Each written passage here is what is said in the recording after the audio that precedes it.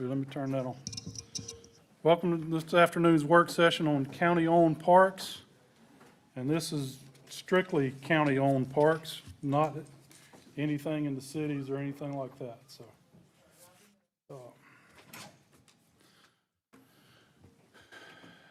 Jared, you want to take it off? Yes, sir. Good afternoon, commissioners, administrator assistant. My name is Jared Bedoin. I'm the Public Works Director. I'm with Alex Harrelson, the Facility Maintenance Director. We've been deemed the task of taking on the maintenance of the Camden County parks. So we're going to go over a little master plan workshop, where the parks are at, what we have, you know, the jewels that we do have in the county here, and how we need to improve them so we can bring more residents into our parks and enjoy the time there. Gotta point this way.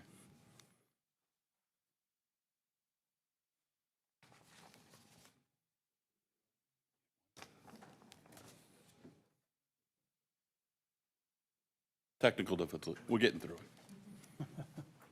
All right. So county-owned parks, we have 10 parks that we currently service through our PSA agreement. Browntown Wilderness Park. We have Charlie Easterling Park, Cornelia Jackson Park, Harriet Bluff Community Park, Howard Peoples Park, Maple Ford Park, Mary B. Smart Park, Sugar Mill Ruins, White Oak Nature Trail, and the Woodbine Lions Park. We also have 4 boat ramps that we service. Harriet's Bluff Boat Ramp, the Little Satilla Boat Ramp, Temple Landing Boat Ramp, and the White Oak Boat Ramp. So just to give a little overview of where our parks has and amenities that we provide for the residents. You can see that multiple parks have pavilions that can be rented out, used for anything from birthday parties to wedding parties and that. We have restrooms in most of our parks. We also have play structures in most of our parks. Our parks then become a little different, and they all have their little character features, either have basketball and/or baseball fields, tennis courts, or pickleball courts. And then a few of the parks have kind of a distinct other amenity that's unique to them. Browntown Wilderness Park has a wilderness boardwalk. Cornelia Jackson Park has an online football field. Harriet's Bluff Community Park has a nice nature trail. Howard Peoples Park has an 18-hole disc golf course. Sugar Mill Ruins is obviously a historic ruins site for the county. White Oak Nature Trail is the old railroad track that was abandoned and created into a nature trail that's about 2.6 miles. It runs alongside 17. And then Woodbine Lions Park has a dog park course. The proposed park maintenance organizational chart would be bringing in 7 employees into the fold for Camden County. You would have a park maintenance supervisor that would report directly to myself. That person would oversee 2 separate mowing crews and a park maintenance worker that'll do the maintenance work at the park on all the amenities, the structures, the playscape structures, and all the sports equipment. And then under Alex, we'll have a building maintenance technician that'll be basically working on all of the vertical buildings, the pavilions, the bathrooms, and the such. The proposed park maintenance summary, year 1 would be starting January 1st and would finish at June 30th, 2026. Operating cost estimate would be about $60,000 with a capital purchase of $570,000 in maintenance equipment, $150,000 in vehicles, with a little over $1,000 in insurance, and then the payroll and benefits of roughly $200,000 for that period. So the total investment in the first 6 months to get it standing up and moving forward would be just under $1 million at $977,389.50. Year 2, obviously, is then just maintenance and maintaining the status quo with the equipment. So operating costs will obviously double because it's an entire year at $124,444. There's no capital or vehicle equipment to be invested in.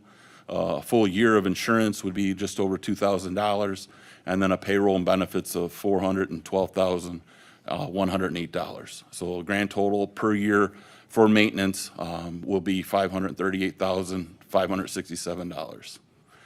And currently in the available in the unincorporated fund balance is $444,155. There is $45,000 that is earmarked for the installation of fence around 3 basketball courts in various parks. So if needed, we can pull off of that project and fold that money back into the unincorporated fund balance to help fund this initiative. So to put a little more of a microscope on the yearly operating maintenance operating budget for the department, you're looking at about $2,000 a year in uniforms. You're looking at for regular routine maintenance on equipment, vehicles, and buildings. You're looking at somewhere around $6,000. You're looking at about $5,000 in training, supplies. It's your cell phone, your small equipment, chemicals used, pest control. Restroom maintenance is going to be a big one. That's going to be contracted out by a third party. We're estimating that at about $27,564 a year. Utilities and electric, based off of currently what PSA has provided us on utilities, you're looking at about $50,000 a year in electrical, and you're looking at about $2,000 a year in water and sewer. Fuel cost is estimated at about $20,000 a year. And then minor operating repairs and expenses would be your blades, your belts, your tires, the consumables on the equipment.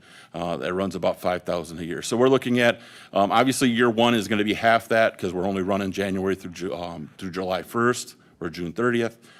So that we're looking at about $60,000 for that first 6 months. And then we should average around just under $125,000 a year for our operating budget for the department. We're now going to go through and give a little overview of each of the 10 parks. We're going to give you a snapshot of what our recent improvements were on the parks, what we see. We put boots on the ground in every park over the last week, what are required to for safety and ADA compliance. and just to do a general improvement of the parks at a speedy pace. And then what the requested park improvements would be over the next year or two to get it to a better standard, a higher standard than we currently are at. So at Browntown Wilderness Park, we recently upgraded the tennis court with new resurfacing. We added the Wilderness Trail board, or we renovated the Wilderness Trail boardwalk, and we have yet to do the second portion of that. That's pending right now. That's a asphalt milling path that's going to go from the current boardwalk all the way out to the boat ramp. Required park improvements that we have seen are playscape border repairs, fence post and gate repairs throughout the project or throughout the property, and improved vegetation barrier around the tennis courts. Required or requested park improvements are the installation of gutters on the pavilion, new coat of paint on the pavilion, and install landscaping around that pavilion. We've seen it across the board on all the parks that the pavilions are metal roof. They're very low maintenance, but what they're doing is they're eroding the landscape and the vegetation, and as well as the material around the foundations of the building, and it's really causing a disaster of, just for maintenance fact. It's also causing trip hazards around the building. So the recommendation is to try to go around and get gutters on all these pavilions so that way we can control the flow of water and what it's doing to the buildings. Again, something we saw across the board is the mulch in all of the playscapes are in desperate need to be replaced. They're well past their prime and have decayed as much to where they're almost kind of an ankle hazard more than a safety for the kids on the playscape. The picnic tables are in really bad disrepair here, so we're recommending replacing picnic tables. And then eventually we need to replace that playscape equipment. It is reaching its end of life. So next is the Charlie Easterling Park. This is kind of a roadside park. It really is just kind of a spot of the land on the side of the road on Highway 17 by the post office there in White Oak. We haven't done any recent park improvements. What would be required, or what we would want to do, is replace the playscape equipment that's there. It is really a small slide that really isn't in good shape, and it's a couple swings that really are not in good shape as well. So our requested park improvements would be, improving that pavilion to where there's actually a shade or where you could actually go and have a bite to eat or a lunch with the kids and let them play on the playscape, and then put some fencing around that playscape area, being that that park is on the side of the highway. Recent park improvements at Cornelia Jackson Memorial Park here in Woodbine. We've put in a new basketball court resurfacing, new playscape equipment, as well as pour-in-place safety surface around that structure. New shade structure is going to be put in shortly. We also added a asphalt milling parking area for patrons of the park. The required park improvements that we see is playscape border repairs. That pour-in-place safety surface had a lot of density to it, and it has put a little bit of stress on that border, and there's some sections that need to be repaired. And we need to also look at some pavilion repairs. That pavilion used to have screens in the windows. That was removed about 5 years ago after continued vandalism. But there's definitely some parts of that pavilion that needs to get fixed. The wood needs to be repaired, needs to be painted. So requested park improvements for there would be the installation of gutters on the pavilion like we spoke before, new coat of paint on the pavilions, and replace the picnic tables on the property. Next up would be Harriet's Bluff Park. Recent improvements there would again be the tennis courts and the basketball court resurfacing. Required park improvements. There's 2 or 3 components on the playscape equipment that actually are in very disrepair, have some jagged pieces of plastic, and it really should be shut down or cordoned off until they are repaired. The concrete walkway, there's significant portions of it that have heaved, either mostly due to roots infiltration. And also material needs to be added around the walkways in the basketball court. There are severe 4 to 6 inch step-offs from the edge of the court or edge of the sidewalks onto the surrounding dirt area, and really needs to be built up so that you don't have that type of trip and fall hazard. All the picnic tables there are in poor repair, or in poor disrepair, and needs to be replaced. There is an electrical pedestal out there for the, I think you said it was the septic system that we need to get secured. It is kind of just open in the middle of the field. We need to replace the tennis court post that was damaged and repair the screens on the pavilion. Requested park improvements would be the installation of gutters, again, coat of paint on the pavilion, replace the mulch in the playscape, and eventually replace that playscape equipment because it has seen better days. Next would be our largest park, Howard Peoples Park, has the most amenities provided for the residents. Recent improvements was the large pickleball court resurfacing and the biggest basketball court resurfacing we had in the county. We did do some pavilion makeovers over the last few years, and we have made some significant playscape park repairs. Required park improvements would be some equipment repairs on the playscape. Again, just like at Harriet's Bluff Park, there's significant concrete walkway issues where concrete slabs have heaved and are causing a trip hazard. Needs to be addressed and identified. Also, again, that park severely needs to have a lot of material added around the walkways and pavilions to stop that step off of a six or sometimes even 7, 8 inches of step off from the side of the pavilion to the surrounding area. Safety improvements to the disc golf course. That in it said, there's been 2 or 3 different cooperative projects that have been gone in the parks across the county over the last 10 to 15 years. And while they were great ideas and the great programs, they just have not had anything reinvested in them. So now we're seeing this disc golf project was done in 2018. Really no other investment has been put into it.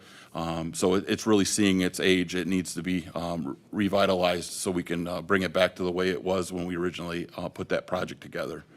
So there's some safety improvements there to that disc golf. ADA access to the playscape equipment requires replacement. There was a small ADA access ramp that is now rotting out and needs to be replaced. And then there's some significant pothole repairs that need to be done and some shoulder work on the parking lot. And then long-term requested park improvements would be, again, gonna rinse and repeat with the installation of gutters, a coat of paint on the pavilions, replace the mulch in the playscape area, add a shade structure to the T-ball bleachers. I don't know how many, grandparents are gonna watch their grandchildren in the middle of a field on a Saturday afternoon, just getting baked in the sun. We have bleachers in the middle of the ball diamonds, but I don't see anybody standing out there more than a half hour before they call it quits. They really need to have some kind of shaded structure to be able to watch the patrons on the ball diamonds. And then restroom remodel and microsurfacing of the parking lot. Next would be Maple Ford Park. Basketball court resurfacing and the pavilion restoration are 2 big things that have been improvements in that park. Required park improvements would be the playscape equipment repairs, which includes the barrier along the outside of the mulch. There's some bleachers that are into some disrepair that we need to correct. And we need to add material around the walkways in the pavilion, replace the dugout and the benches, dugout benches, and then requested park improvements. Sorry, going too fast. Is the same. The gutters, mulch in the playscape area. We are looking to. We put in for a grant to renovate the baseball field, lighting, and scoreboard. So we're waiting to see if we are awarded that grant funding. But that would be something we definitely want to do in the future. Restroom remodel, landscape improvements around the pavilion, and playscape replacement. If you want to go back for a second, sorry, Alex. One thing that I wasn't aware of, being not from the area, and that when I was walking the park, I stumbled upon the lower left-hand or lower right-hand corner. I wasn't aware that that park was dedicated to the Thykol disaster. So that was very enlightening for me to see the placard that was there, and knowing that park was dedicated to that disaster that we've had in our history. Next would be the Mary B. Smart Park over in Tarboro. The recent park improvements there would be the tennis court and the basketball court. Required park improvements would be Basketball court edging, currently for some drainage issues, there's some limestone rock that's spread around the edge of the basketball court. Unfortunately, that becomes an issue with rocks that come onto the basketball court during play. So we need to look at a better solution to allow the drainage of water, but yet not have any type of rock material that can go onto the court. So that needs to be identified. There's some concrete walkway repairs around the park that need to be identified and corrected, as well, again, adding material around the walkways. We need to replace all the picnic tables there. The tennis court gate is in disrepair, and the screens in the pavilion are torn and need to be replaced. And then long-term improvements would be the installation of gutters, paint on the pavilion, the mulch, and then renovate the pavilion and the restrooms. Next is our Sugar Mill Ruins, or the park that's on Charlie Smith Highway. We haven't done any recent improvements there. Improvements that we've seen that need to happen, the concrete walkway repairs. You can see in the lower left-hand corner, there's a severe drop-off on the edge of the walkway to the entry ramp. We definitely need to bring material in there to get that to grade. We need to replace the picnic tables. There's significant parking lot pothole repairs that need to be made. And then we need to paint the entry fence. It just looks in bad shape. Lastly, park improvements requested on our end would be microsurfacing of that parking lot to seal it in. Not really a park, but a nature trail is the White Oak Nature Trail. We haven't done any improvements to that. What would be required in taking it on would be cutting back limbs and vegetation on the trail that are overhanging and really making the trail not passable for multiple users. Replace and repair the bollards that when the path is crossing major intersections, and to stop vehicular traffic down the pathway. And then any long-term improvements is just maintaining a status quo there. And then lastly, but not least, is the Woodbine Lions Park. We really don't even have a sign on that park, which is something we need to identify and add. There is a sign for the Memorial Dog Park, the obstacle course park that's on the north side of the property. But we are in the process of doing baseball field renovations. There should be 2 Little League baseball fields done and fully complete when we're done with this project. What we see upcoming would be the replacement of the dog park obstacles. They were all made with walmanized wood and have really kind of eclipsed their lifespan. It needs to be replaced. And then requested park improvements is after the ball diamonds are completed, would be looking at doing some restrooms for those ball diamonds.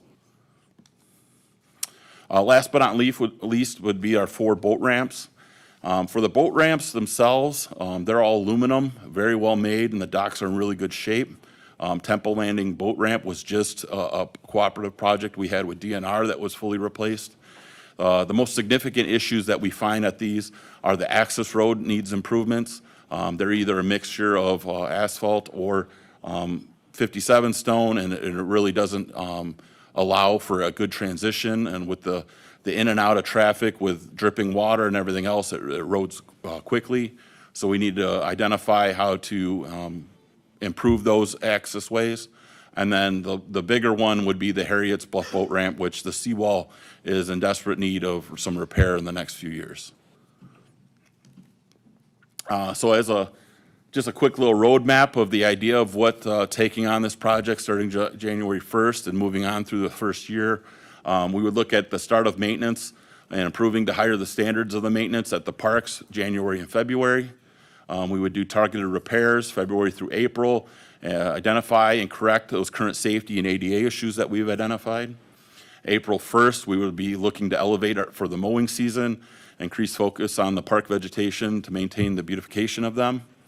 Come June, when storm season and rainy season comes, and we're starting to get in our groove with mowing in the parks, we're looking to start targeting drainage improvements, identify and correct the drainage issues in the parks. That would also go hand in hand with bringing in the material and the soils to stabilize the sidewalks and the pavilion edges and that. And then the closeout of the mowing season would be roughly November. We'd service all equipment in preparation for the next spring, and then we would then work on targeted winter projects to complete projects throughout the parks over the winter months to try to get us ready and improve to a better standard for the next season. And that concludes the presentation. Do you have any questions? Hey, on the Woodbine Lions field, there's $50,000 set aside in SPLOST 8 to improve those fields. There's also $50,000 set aside for what's called Gumshoe Trail, which is where the Frisbee golf Yeah. is located. So that money's available for something at that park as well. Okay. Jared, Yes, sir. great presentation. After the Sugar Mill slide and before the Woodbine Lions ball field area, Yep. there's a slide that addresses White- trails. The White Oak Trail, yep. Okay, there's no label on this, and Yeah, there wasn't, I'm sorry, there wasn't, and the post, the trailhead post there is not really visible, and I apologize for that. Yeah, it's the White Oak Trail. It was a joint project that we had when the railroad was abandoned, and we worked with, I think it was with the state on creating that naturescape trail from, I think it's from Casey Road all the way up past, shoot, I had the name. 3R Fish Camp Road, something like that. No, it's Providence Church. Providence. It goes just a little bit north of Providence Church. I appreciate it. I just didn't want to be reviewing. No this wor- later on, no trying to worries. Figure out where. And I apologize for that. That's okay. There's parts of Camden County I have yet to see. Not many, but some. But thank you. Great presentation. Thank you. I have a question. Yes, sir. So since we're in partnership with the PSA and the municipalities, they have a lot of equipment that they had purchased through SPOS funds. Is there any chance we're able to get some of that back, Mr. Representative on the PSA? Yeah, we're in the process now of working on that as well. Sean? Yeah, the issue is a lot of the equipment that they have is inoperable, and we're trying to determine what equipment is actually working and what equipment's not. You gotta realize some of that equipment's 15, 20 years old, so they still have it there, sitting on a lot, but probably isn't working, so. Yeah, they should have had an auction on some of that stuff years ago to clean that area up, but they haven't. You know, they've got some equipment, we don't know whether it's in working condition or not. We're gonna try and work with them and the cities to get it all in one place at one time where everybody can go look at it. You're also competing with St. Mary's for some of that. St. equipment Mary's, as well. Kingsland, Woodbine. And also, some of the equipment's gonna remain in-house, I understand, for the maintenance of the PSA facility outright, so, Well, so the PSA facility is just the rec center, right? from my understanding, yes. So all of their ball Yep. tending, all ball field tending equipment they wouldn't need? Okay. Well, the only ball fields that we have that have organized sports is the T-ball fields at Howard Peoples and the soccer complex. Anything else, baseball and football belongs to somebody else. That's not our responsibility. That's correct. However, we will maintain our parks, am I correct? The goal is that we are going to bring the standard to a higher level. We gotta find the money. That's what that whole unincorporated tax increase was to fund this.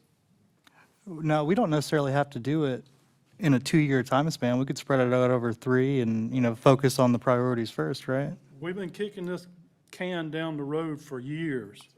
Well, we haven't been in, Even you have complained about the status of the parks. right, but We need to before, upgrade our parks, that's the bottom line. before we weren't in a position to actually be responsible for them. The PSA was responsible for them. Now that we are, the PSA's had how many years to maintain them and it's been neglected? I feel like giving us 3 or 4 years to catch it back up to status is not much to ask for versus all in 2 years. Can I just state that the money that's being, can you go back to that slide? I sure can, sir. That is strictly just, that is not capital improvements, that's just maintenance. So that's literally just cutting the grass, keeping This, yeah, keeping the this parks estimate going. would be specifically for getting us an upstart of equipment and all the material we would need to start becoming responsible for the daily maintenance of all of our parks. Yeah, so just in comparison, back in 2021, Lowe's Design did a master plan for the PSA, and just going through their 10-year spending plan, which is a capital improvement plan, really, for all the unincorporated county-owned parks, it totals, back then, 14.62 million. Now that number is probably closer to 20. Because, I mean, it's a 5-year-old study. We have historically underfunded the parks, period. The PSA, parks, everything.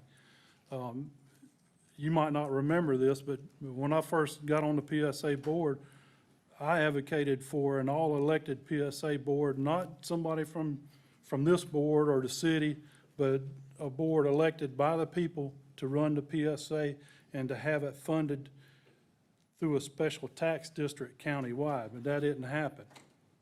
So we've been spinning our wheels for the last several years, and it sounds like we're gonna spin our wheels for a couple more years. We need to upgrade these parks. That's the bottom line, somehow, some way. And if I can add, so I've been here 18 months. I was originally from Michigan for 20-plus years. Worked on both the park side and facility and grounds maintenance. Respectfully, I mean, I'm not trying to take a dig on anybody here, but I can just tell you exactly what I see, and what I see is we got many years where the county has taken lump sums of cash, put them into different spots and invest them in the parks, and with the expectation that the PSA would continue to maintain and upkeep all of these improvements that we've had. And really what it looks like is when the new shiny object started, going awry, they just let it keep going awry instead of putting any money into and effort into maintaining it. So anything extra that we've added to any parks to improve the park, they've really just had a status quo on just doing minimum maintenance at all the parks over the years. And you can just see it from, I personally have walked every single park over the last 3 days, and you can see the age and the wear and tear and just the mismanagement of maintenance on the equipment and the materials that are there. For years, not only the county, but the cities as well, like I said, have failed to properly fund the parks. We need to stop kicking that can down the road and get something done.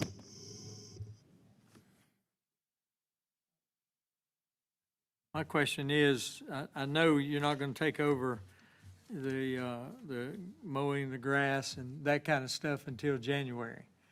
But can we start now with the parks themselves? I mean, if you're gonna eat the elephant, you need to start taking at least the first bite to move in that direction. Maybe pick one park and really focus on it at a time for now.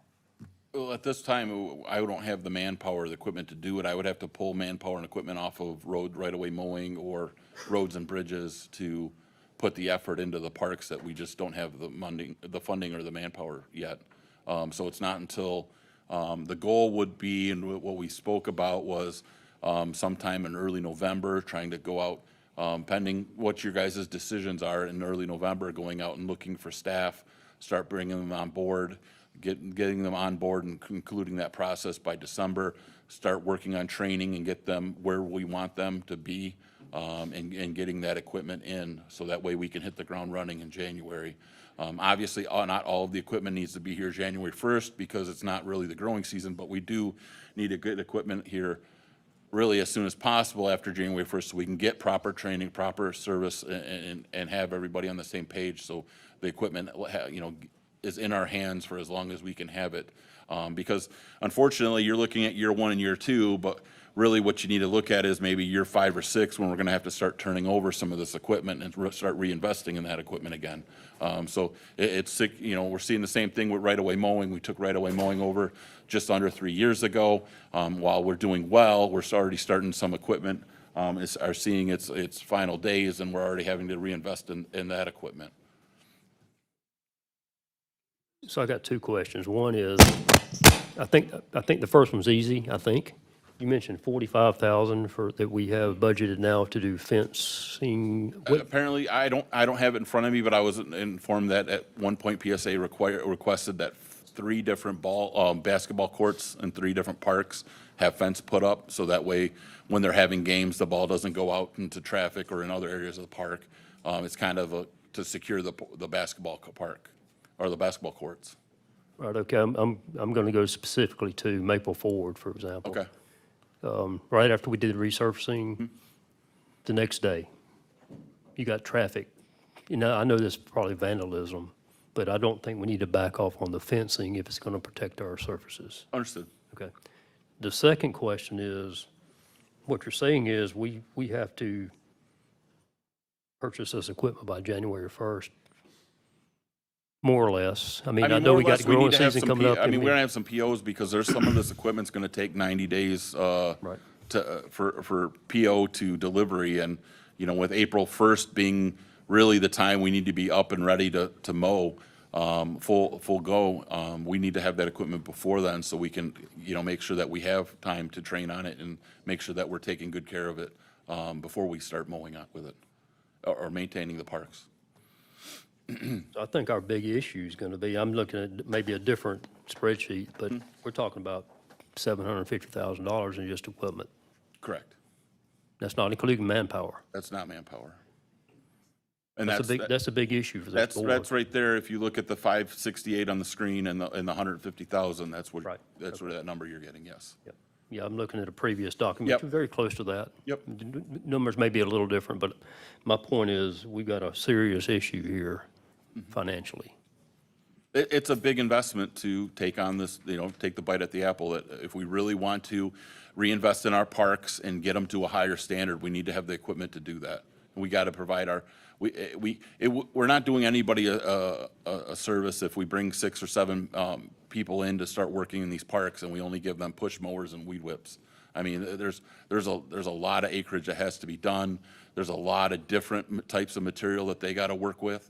You know, some mowers, if we put them in some of these parks with the way the roots are and some other hazards that they got to work around, it's going to, you know, total them and put them on the wayside in no time. So we definitely need to invest wisely on the equipment we're going to use there. Well, I think we can all agree as a board that we have to do something, because one of the reasons we're restructuring the PSA is to take it over so we're doing better maintenance, better park upkeep. Correct. We don't want to set ourselves The up big failure. issue, though, is it's all about the money. And I don't mean to say that lightly, but that's the truth. It's all about the money. Where are we going to find the money? Well, everybody wants it until they have to pay for it.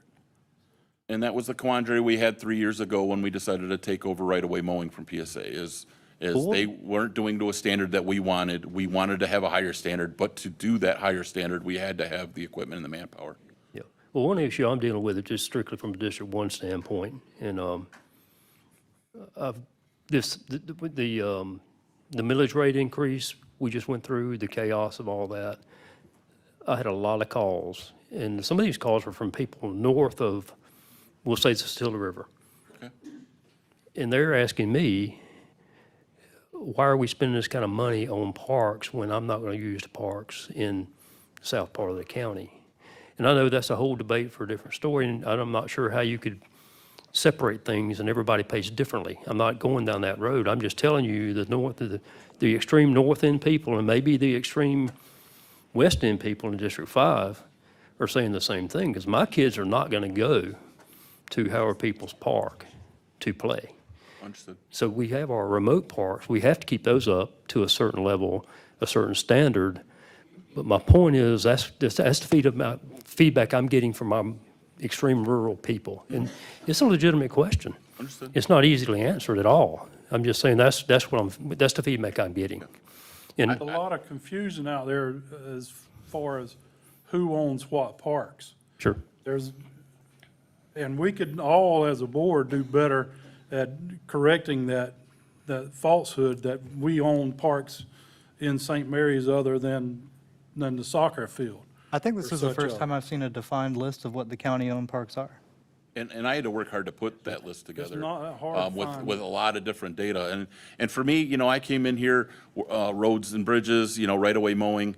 I never even knew that we had Sugar Mill ruins. I didn't, like I said, I learned just the other day that Maple Ford was a dedicated park because of the disaster that we had here, you I'm know? glad you brought up the Sugar Mill ruins. So from a District 3 perspective, one, it's the only county-owned park in my district, but also it's one of the only parks in that part of St. Mary's. You know, I know it's just the ruins. Maybe not under required park improvements, but as we're developing the master plan and looking for money for things, if requested park improvements, we could add a play space, you know, some sort Yeah, of. I definitely can see that in that area where the bathrooms are and where we're requesting to try to get it Right. resurfaced. There definitely is area there that you could put in a play So I know place. it's not required, but maybe under the requested section, yeah. down the road, we can look at getting that Yeah. for the master plan. Thank you. Oh, and I wanted to ask, at the Harriet's Bluff boat ramp, so from personal experience, there used to be a huge drop-off there. Do we know if that's been addressed? I know you mentioned the seawall, The drop off on the boat ramp itself? the ramp down into the water, yes, sir. No, I think that has not been addressed, correct? I'll look to some of the guys that, It's pretty that bad. live right around the corner there. It is pretty significant on trailer low stuck, tide. yeah. Well, that boat ramp's always been kind of bad for launching a boat. You gotta That would be make a- sure That it's, would be an issue mainly for DNR. We could probably partner with DNR. and try to get an them extension to, Improve that boat yeah, ramp. I'd just like to make sure we're keeping it top of mind as we build our master plan. understood. Now, there's two other boat ramps that hopefully will come online that's not on your list. One of them is the Honey Creek Boat Ramp. That's gonna be paid for by impact fees, and DNR will handle most of the construction. Then the Blue Bridge Boat Ramp, if we ever get hold of that piece of property, Splost 8 has got funds in there for that, and DNR will do the construction for that boat ramp as well. That's gonna be the dedication memorial boat ramp. The way it's going, I'll probably be dead by the time that happens.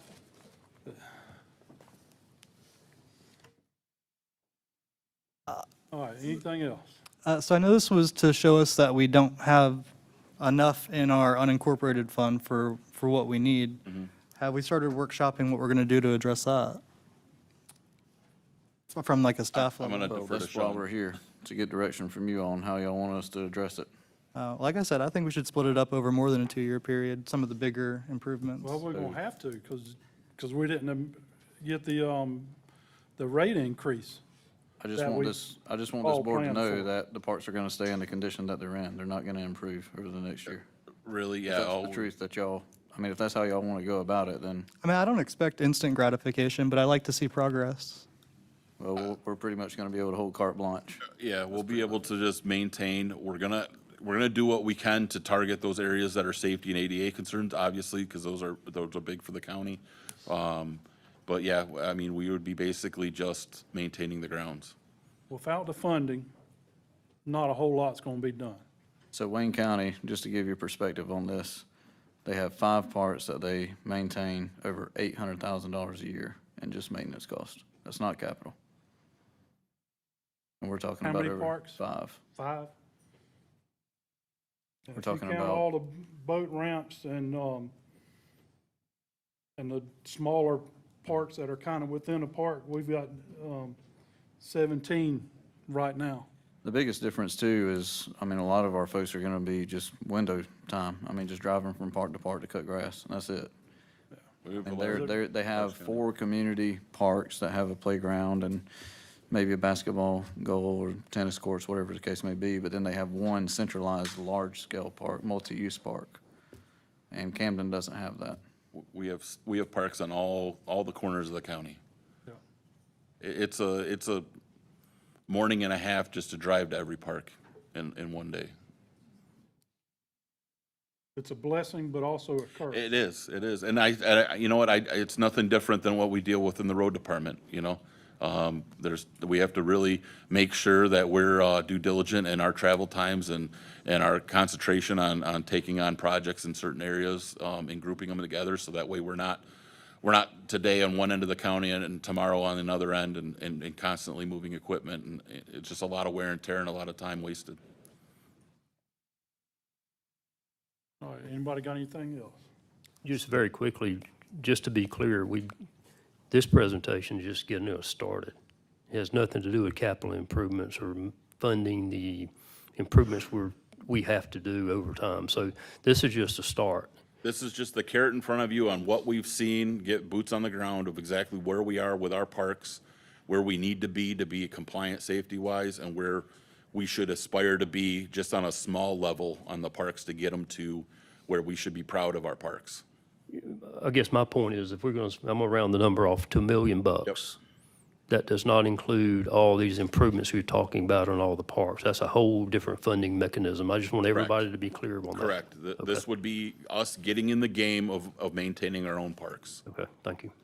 Which come January 1, we've got to. That 444,000, is that what we take in on the unincorporated fund? No, I don't think so. Nancy, do you have the 1 mil, I know there's other things that come out of that fund. I was just, about 800,000 for 1 mil?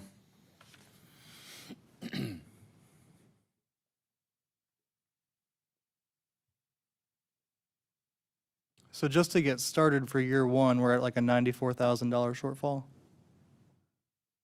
Oh, no, well, more than that. And, okay. That would be You're maintaining like year 600. two. Yeah, I am. I 1,000 had the wrong numbers there, sorry. So this is where we gotta figure out where our investments are out of the unincorporated, right? Unincorporated also supports right-of-way mowing, it supports fire, A lot. EMS. So you're gonna either rob Peter to pay Paul to get the services you want in one area or the other. If you wanna maintain the services and right-of-way mowing, as well as EMS and fire, that's why the unincorporated fund is where it's at, is because it's funding those other services. Which again is why we proposed doing the tax increase on the unincorporated area to cover that $600,000 shortfall. And then if you maintain that tax base, obviously, that shortfall that's being covered for this 1 year, year 2 and year 3, those are the park improvements you could start making in capital investments, right? Well, that ship has already sailed, so. Anybody got anything else? I just look forward to the next work session on this. Thank you. All right, with that, we'll close this work session, and we'll come back at 6 o'clock for the regular meeting. Thank y'all.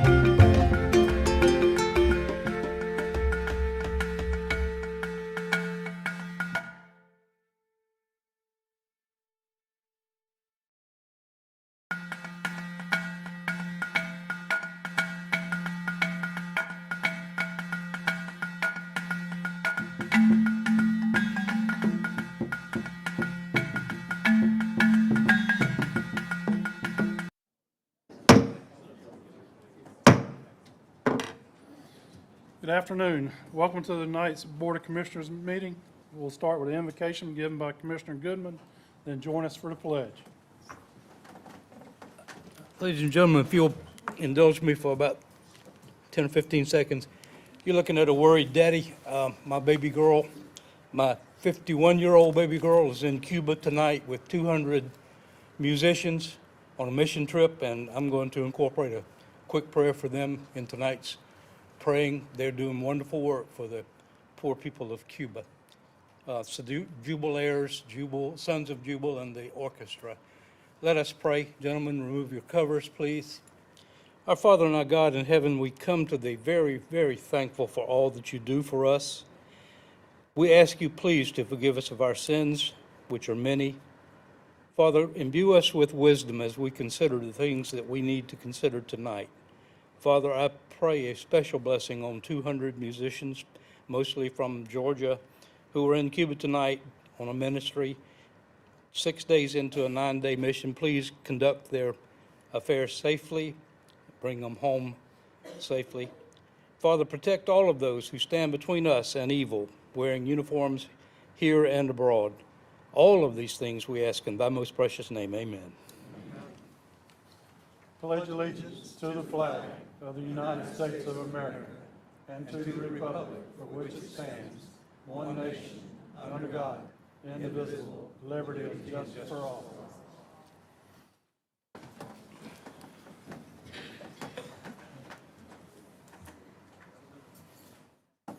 All right, roll call, Sheikah. All commissioners present. All right. If there's no amendments to the agenda, or are there any amendments to the agenda? Hearing none, can I get a motion to adopt the agenda? So moved. Second. Got a first and second to adopt the agenda. All in favor? All right, now we're moved to approval of the minutes. If there's no changes to the minutes from the October 7th regular meeting, public hearing, and executive session, can I get a motion to accept those minutes? I do have a question or an amendment to them. I had noticed that on the minutes from the 7th meeting, or the minutes approved at the 7th meeting, there was no minutes for the public hearings that were held on the tax increase. Is that something we need to approve? Is your question that we need to approve the minutes of what the From the public hearing, yes, ma'am. I know there was a lot of documents being passed to the county clerk, and they'd said it'd be made part of the record, but, I don't know if she's completed the minutes for the public hearing session yet. okay, And that might be something submitted later. I know that those take a little bit longer for her to prepare. okay, thank you. If so, we'll do it next meeting. Yes. All right. Do we have a first to accept these minutes? Motion to accept the minutes? I looked over them, and they seem correct, so I'll move to approve the minutes from the October 7th meeting, public hearing and executive session. Do we have a second? No second. All right, we've got a first and second to approve the minutes. All in favor? Motion carries.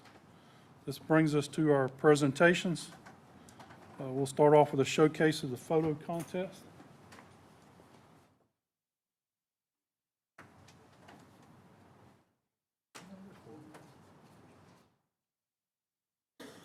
Good evening, Commissioners.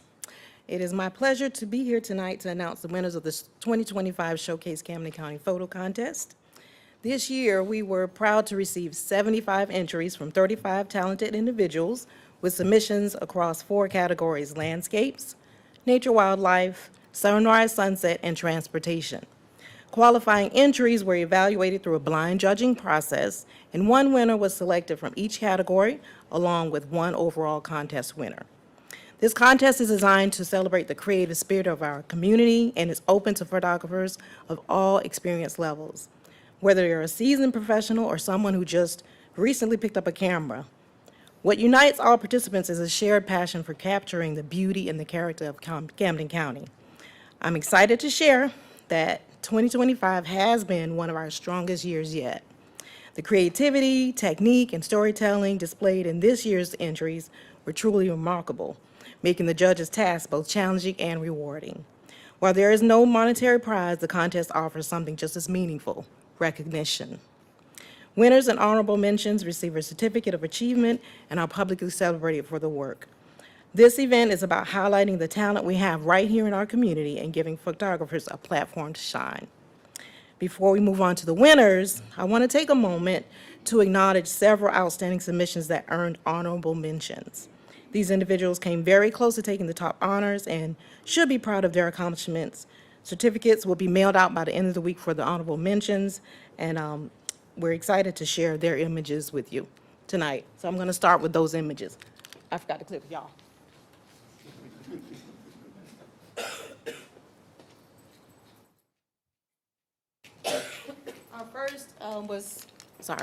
Our first was submitted by Corey Parton for Sunrise Sunset. Isn't it beautiful?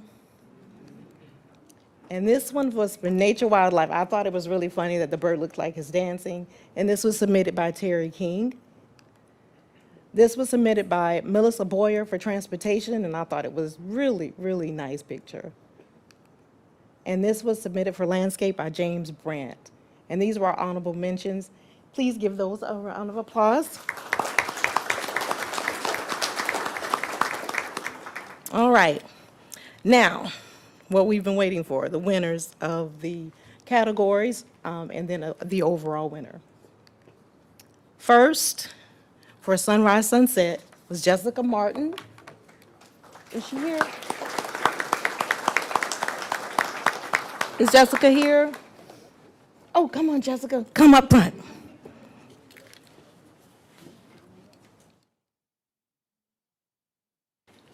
Right up here.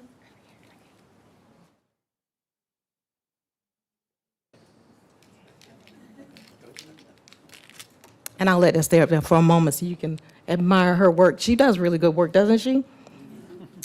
All right, so next category. Nature Wildlife. And this was submitted by Greg Holt. And this is a very different one for us, and it actually blew people away. It was a really nice photo. So if I can have Greg Holt to come up.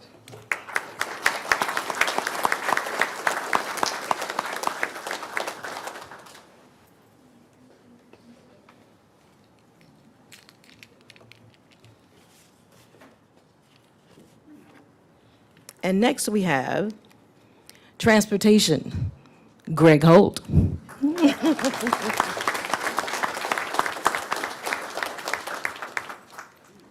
It took a minute for me to realize where this was, but this is actually Kingsland, downtown Kingsland. It's a very beautiful photo as well. And our next one is for Landscape. Greg Holt, which is an awesome photo as well. And now for the overall winner, took best photo. Drum roll, please. Miss Jessica Martin. For that picture.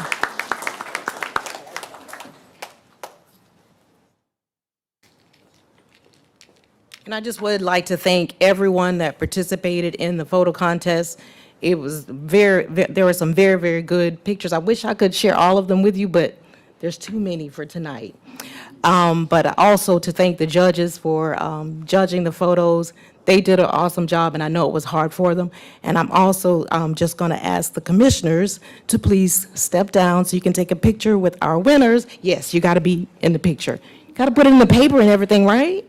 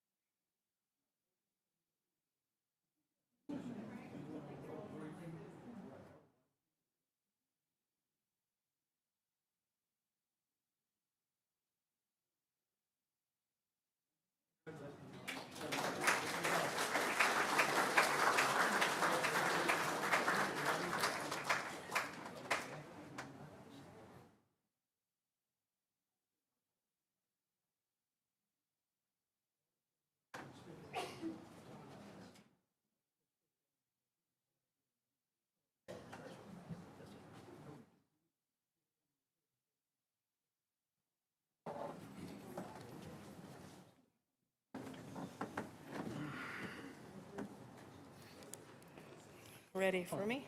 Yes, ma'am. All right. Good evening, Chairman Casey and Commissioners.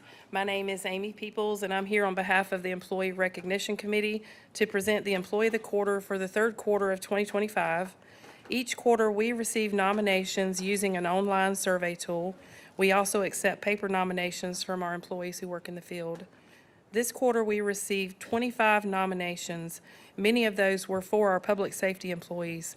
The employee we are honoring tonight received 6 nominations from his peers, and he works for the Camden County Sheriff's Office. I will now read some of the comments that describe this employee's excellent contributions. This employee has been serving with the Sheriff's Office for over 20 years, building a reputation as a skilled and reliable investigator. With decades of experience, he has become a trusted resource within the department, known for his strong work ethic and unwavering dedication to his role. He approaches every case with focus and determination, ensuring that no detail goes overlooked. His passion for the job and commitment to seeking the truth have made him a cornerstone of the investigative team. Beyond his professional abilities, this employee is admired for his enthusiasm and positive outlook. He consistently carries himself with professionalism and is known for maintaining good spirits even in challenging situations. His approachable demeanor and steady leadership inspire confidence in colleagues and community members alike. This employee embodies the values of dedication, integrity, and service, making him not only an outstanding investigator, but also a respected member of the Camden County Sheriff's Office. I could read the other 5 comments from the nominations that were submitted, but they all share the same praise and respect for this employee. Our employee of the third quarter of 2025 is Richard Daly, investigator with the Criminal Investigations Divisions of Camden County Sheriff's Office. Richard Daly. All right. Go get our picture.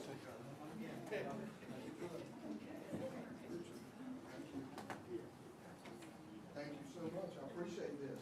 This is a great honor. I really appreciate it. I don't know who did this. Thank you. Thank you so much. Sure. Okay.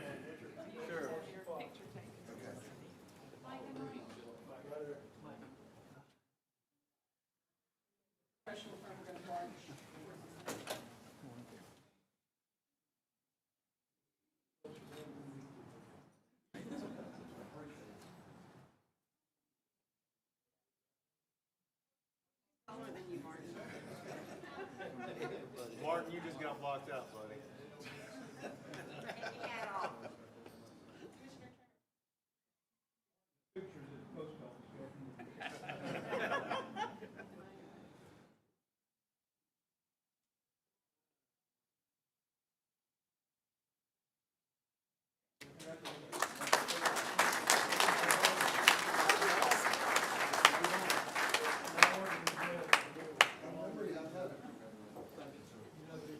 Thank you, everybody.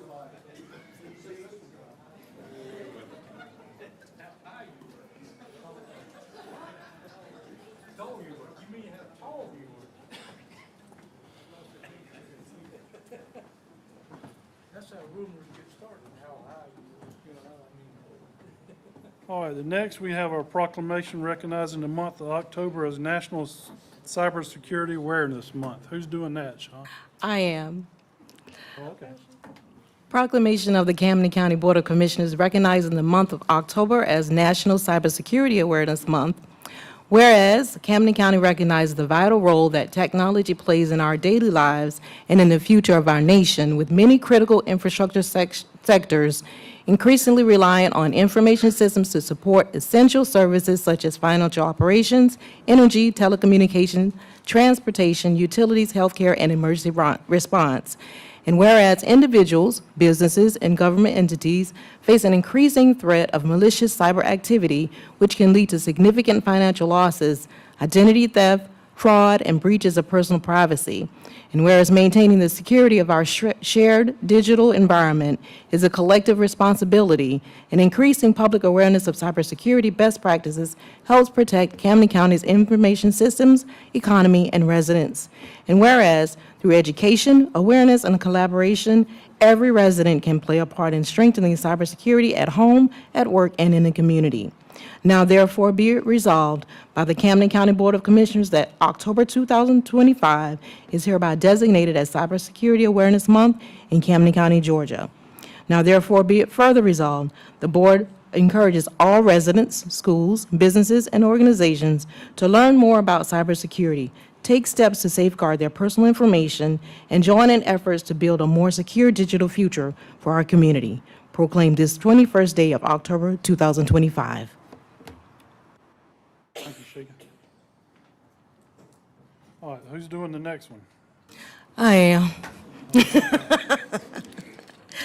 Proclamation of the Camden County Board of Commissioners recognizing the month of October as Fire Prevention Month with the theme Charge into Fire Safety.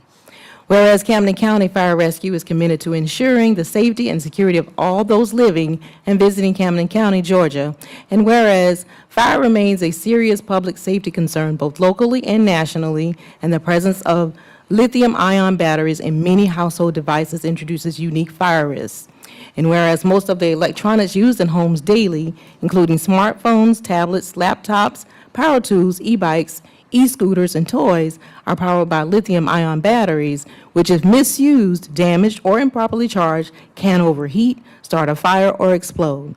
And whereas the National Fire Protection Association reports an increase in battery-related fires, underscoring the need for public education on the safe use of lithium-ion batteries, and whereas the residents should follow 3 key calls to action: buy only listed products, charge batteries safely, and recycle them responsibly to prevent battery-related fires. And whereas lithium-ion batteries store a large amount of energy in a small space, and improper use such as overcharging, using off-brand chargers without safety certification, or exposing batteries to damage can result in fire or explosion. And whereas the proper disposal and recycling of lithium-ion batteries help prevent environmental hazards and reduce fire risks in the home and the community. Whereas Camden County first responders are dedicated to reducing the occurrence of fires through prevention, safety education, and community outreach, and whereas the 2025 Fire Prevention Month theme, Charge into Fire Safety, Lithium-Ion Batteries in Your Home, serves to remind us of the importance of using charging and recycling lithium-ion batteries safely to reduce the risk of fires in homes and communities. Now therefore, be it resolved by the Camden County Board of Commissioners that October 2025 is hereby designated as Fire Prevention Month in Camden County, Georgia. Proclaim this 21st day of October 2025. Thank you, Sheikah. All right, before we enter, oh, you want pictures? Okay. All right.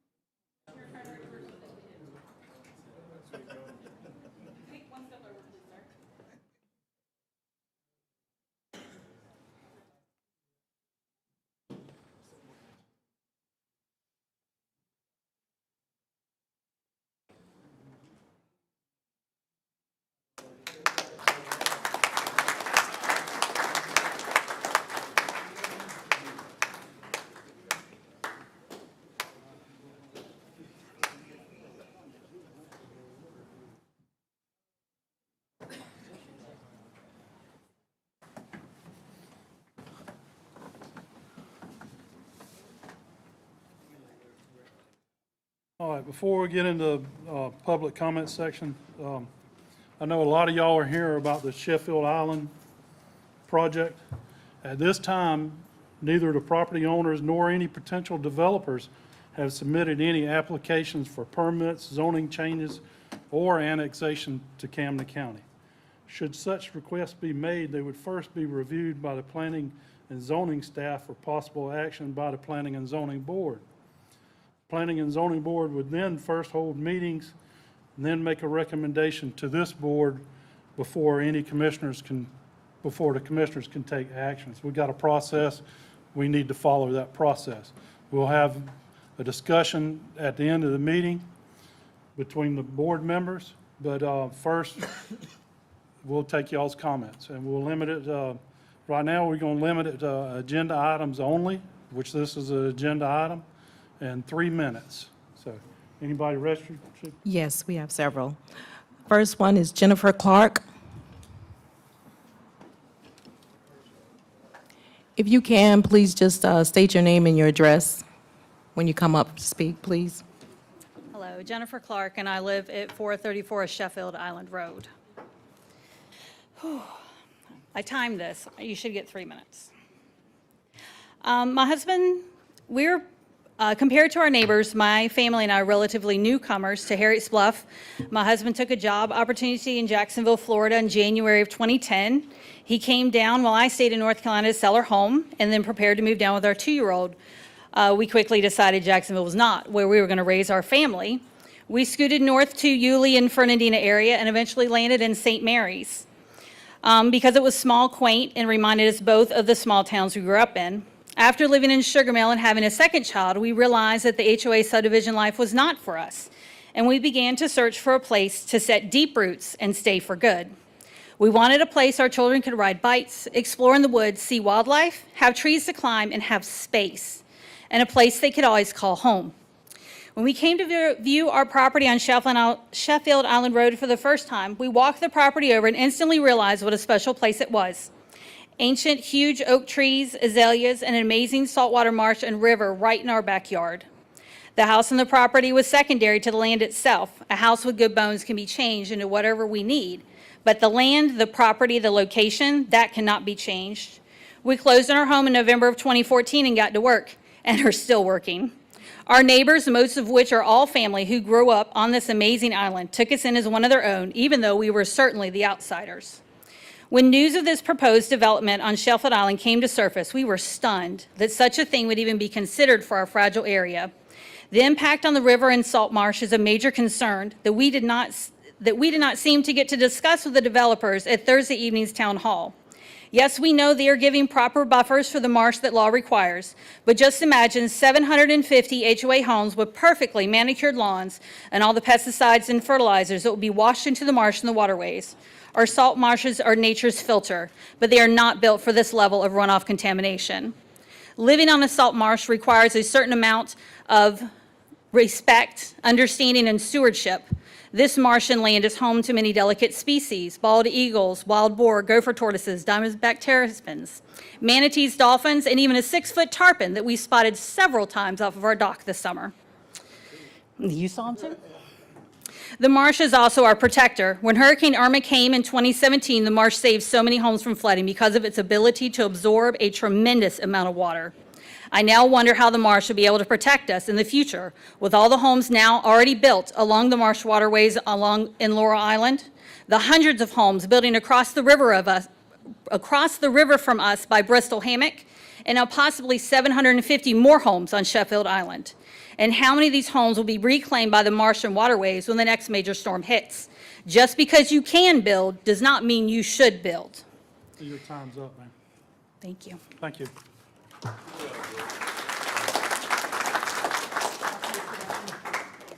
Thanks, Sheik.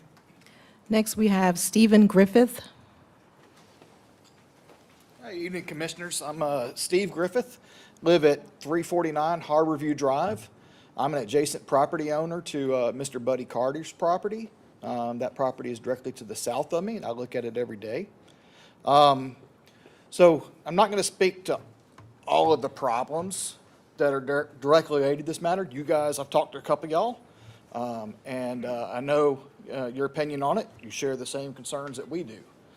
I would just like to point out, after talking to Mr. Buddy, that yesterday, he informed me that he in fact is not directly involved with what the project. He was approached by the developer, and the developer offered him whatever sum of money, and they're doing their due diligence to be able to purchase the property by seeking a 750 home subdivision there.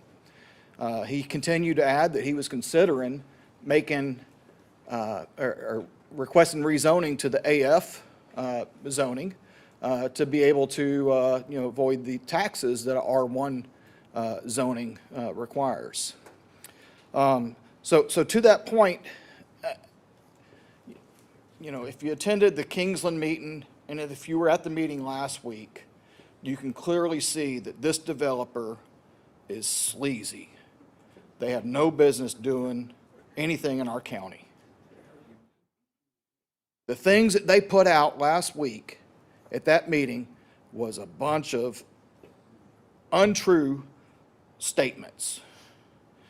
They are telling us that this is happening, whether we like it or not, that, okay, we don't get city annexation, that we're going to go to half-acre lots, because that's the minimum size allowed by the county UDC based on city water and septic.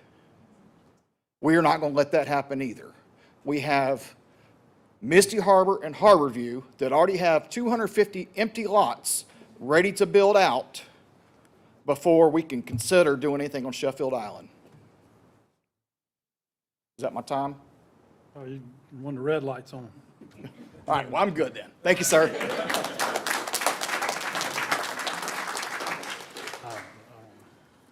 June Pounds.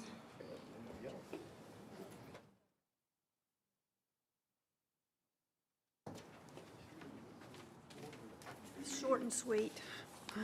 Okay, in my opinion, the development as is currently planned is not reasonable for Ms. this. Jones, can you state your name Oh, and where you live? sorry. I'm June Pounds. I live at 556 Sheffield Island Road. Okay. Is that all? Yeah. Okay. In my opinion, the development as currently planned is not reasonable for this remote area on the backside of Sheffield Island.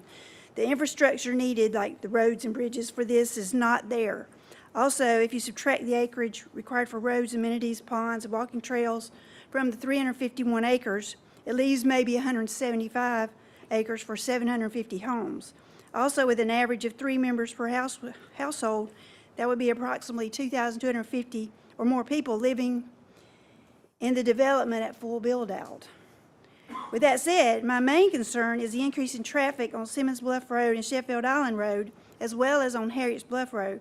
Most people live in our area are here for the peace, quiet, privacy, and nature loving, along with some space of their own. With the construction and then an additional 2,000 plus people living on the island where there is only one way in and one way out, I would imagine that peace and quiet would be a thing of the past.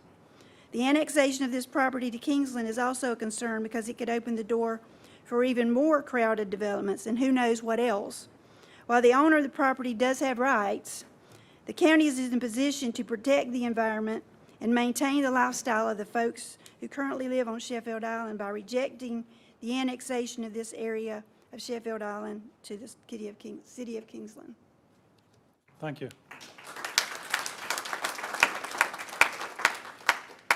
Katie Tanner.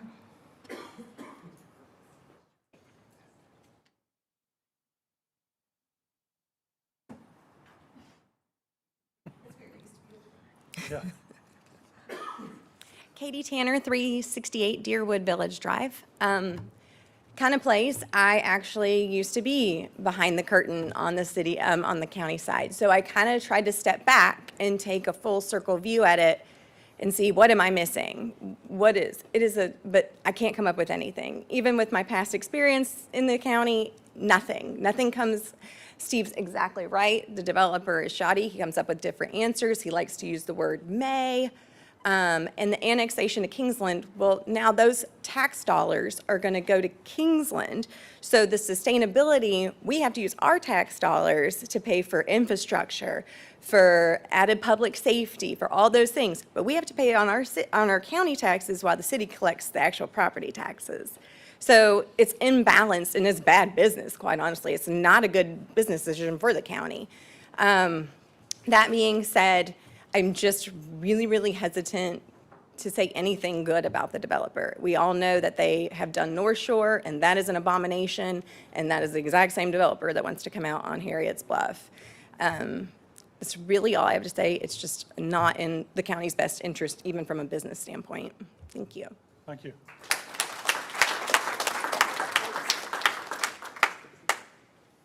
Ricky Manning.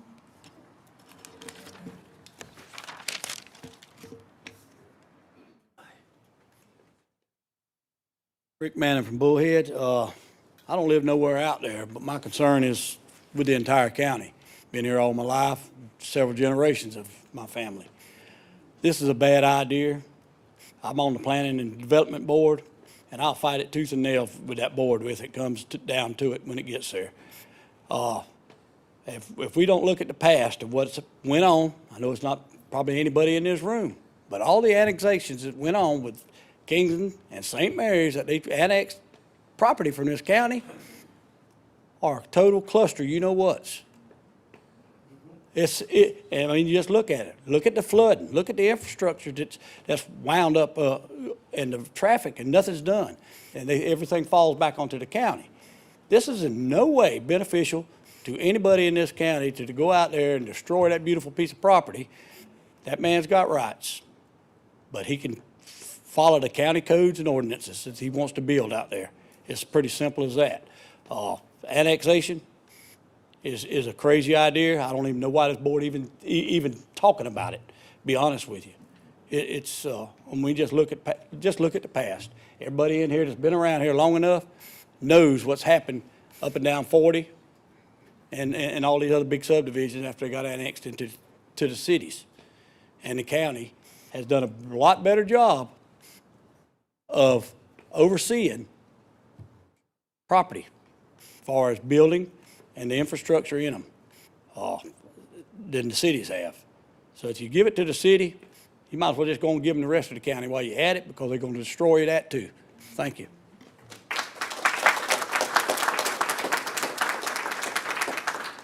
Earl Moses.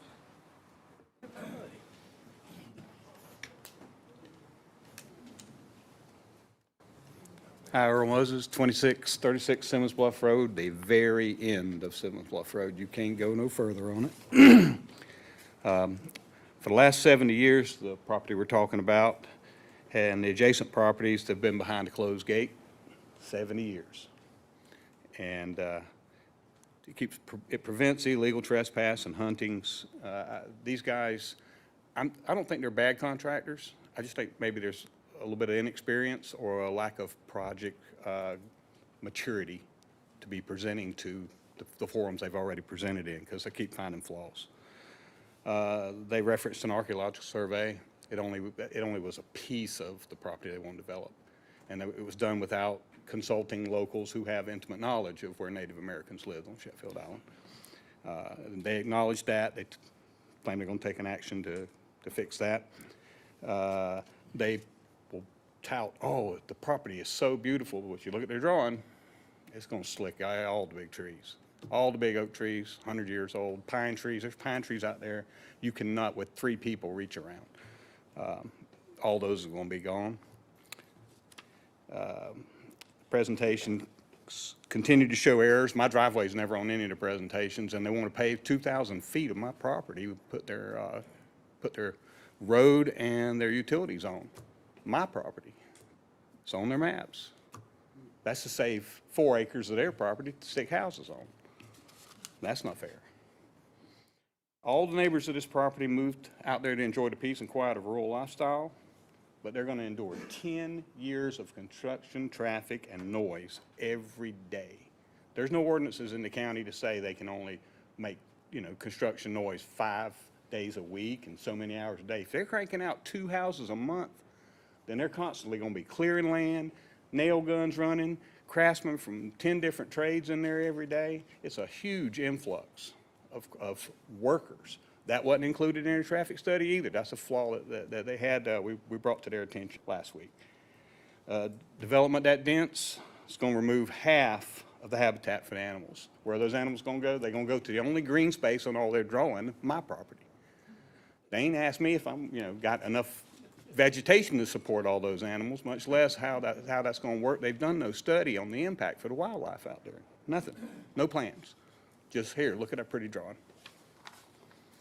So, fewer trees, habitat gone for the wildlife, opening up the gates to all this transient workers and traffic, noise for 10 years straight, and they're going to run all this heavy equipment. It's going to beat that road to death.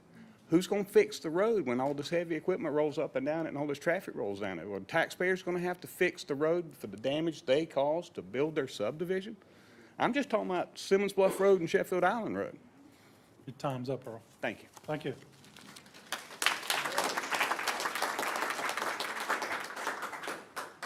Steve Winkle.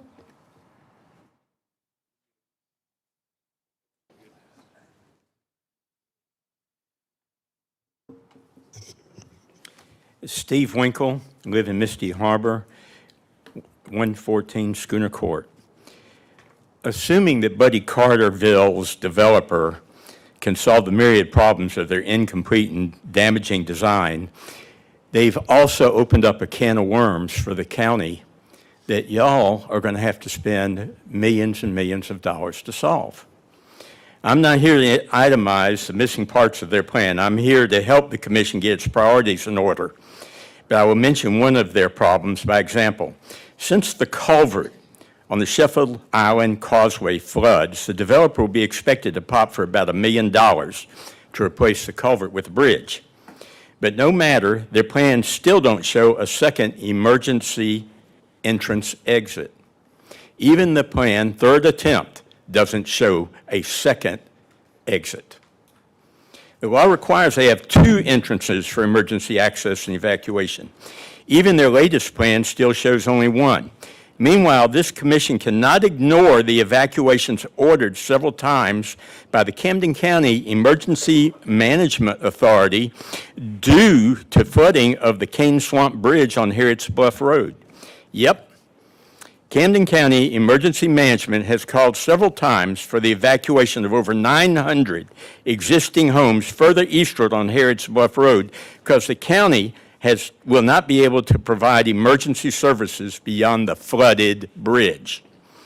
Bill Drapak's project and their 750 homes will also have to evacuate over that bridge.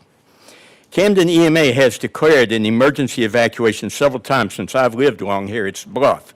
I wasn't warned about that when I got my building permit because the bridge and roadway were built too low and will flood. I've heard talk about requiring the developer to pay to replace the flood-prone drainage culvert that would serve Buddy Carterville, but you've planned nothing about fixing the Cane Swamp Bridge on Harriet's Bluff Road. Buddy Carter's bailout bridge on Sheffield does not solve the 2-exit dilemma, nor does it get emergency services to the 900 existing homes farther along Harriet's Bluff. Simple enough. No annexation. Allow Buddy Carterville to build out the way the law allowed when Buddy Carter bought the property during the spaceport years. And the developer must pay for the public infrastructure that is burdened by the development. Nothing else is fair treatment of the taxpayers of Camden County. Everything else puts a burden on the taxpayers to support the wrong kind of development on the unique property of Sheffield Island.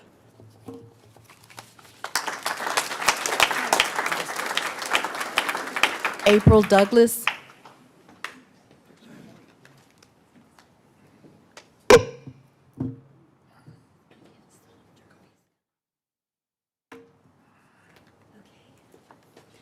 I'm April Douglas. I live at 166 Crooked River Drive.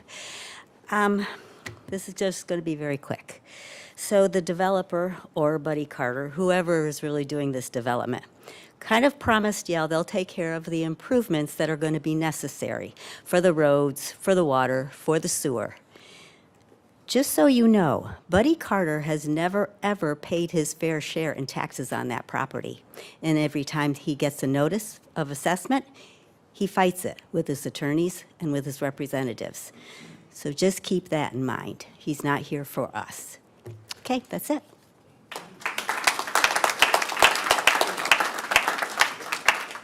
Dawn Gray.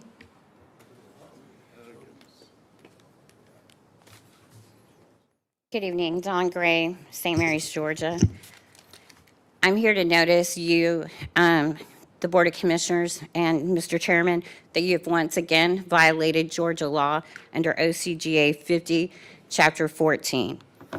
As the Georgia Supreme Court affirmed in Claxton v. Evans, minutes are required to be approved no later than the next regularly scheduled meeting. A summary of each minute that is held must be noticed properly, and those summary minutes must be available within 2 days. Neither the Open Meetings Act nor the Open Records Act are subject to strict construction. Numerous times, Mr. Chairman, when violations of the statutes have been brought to the attention of you and the board, you have instructed the individual to contact the sheriff or the GBI. I would refer you, Chairman, to Cardinal v. Atlanta. The fact that the act contains a penal provision does not render the entire statute penal in nature, such that all of its provisions must strictly be construed. While it is in fact a misdemeanor offense, which you've just committed, it doesn't limit it only to penal provisions. Additionally, it's wise to remember that asking the Superior Court to invoke OCGA 50-14-6 for criminal prosecution may fail because the private citizen we lack standing to initiate a criminal prosecution. Roberts v. State, Bartlett versus Caldwell. It requires a complaint to be filed to the Office of the Attorney General. Although a citizen may not prosecute as related to the Open Meetings Act and the Open Records Act, we do have the power and perhaps responsibility to file a complaint with the Attorney General and the Superior Court. The state Supreme Court clarified in Williams versus DeKalb County, a private citizen, not just the Attorney General, has the right to seek civil penalties for enforcement of violation of Open Meetings Act, and subsequently was affirmed to cover open records as well. Civil penalties since the passage of HB 392 are $1,000 for initial violation and $2,500 for each subsequent violation in the same calendar year. A cursory look at the minutes for this year, you now are over $20,000. As the appellate court found in Wiggins versus the Board of Commissioners, you already have a duty to obey the law. Therefore, injunctive relief is not available. Therefore, any action initiated would be limited to a monetary judgment to be sought. While good faith may be applied to criminal cases, good faith defense does not apply to civil cases. Additionally, if the court finds reasonable cause to bring action, you may be liable for any attorney fees of the plaintiff, me, your constituent.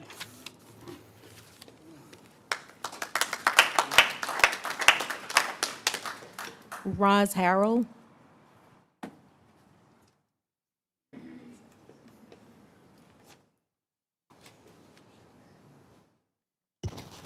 My name is Roz Harrell.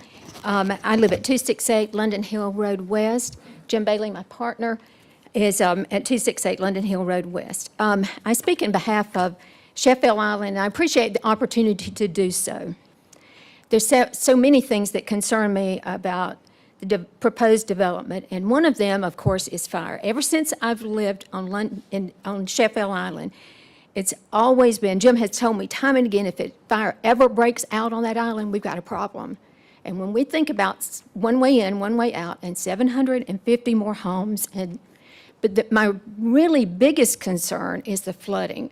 Because when I first moved there, actually after more than 15 years, I had never seen the water come above the marsh grass. Now it's every single full moon well above the marsh grass. So if you think about that all around the island and how much influx of water that we really don't have a lot of control over, and then with what the plans are with impermeable substances and so forth, that they cannot predict what would happen with the water. They're trying to predict, in my not so humble opinion, a lot of things that they really can't back up, including what they're going to pay for. Everything I've heard them say, oh, they're going to cover that cost. But then I also realized at the last meeting that once this gets planned, they're done. They're not even in charge of anybody who's going to do the building and so forth, and that scares me. Another thing is that the road coming in, I see, well, as we were coming into town tonight, there was a young boy out walking his dog. I see that young boy nearly every afternoon walking, because I walk along there and ride myself. People utilize that road. It is a home. It is for communities. It is not for any such as what they're talking about.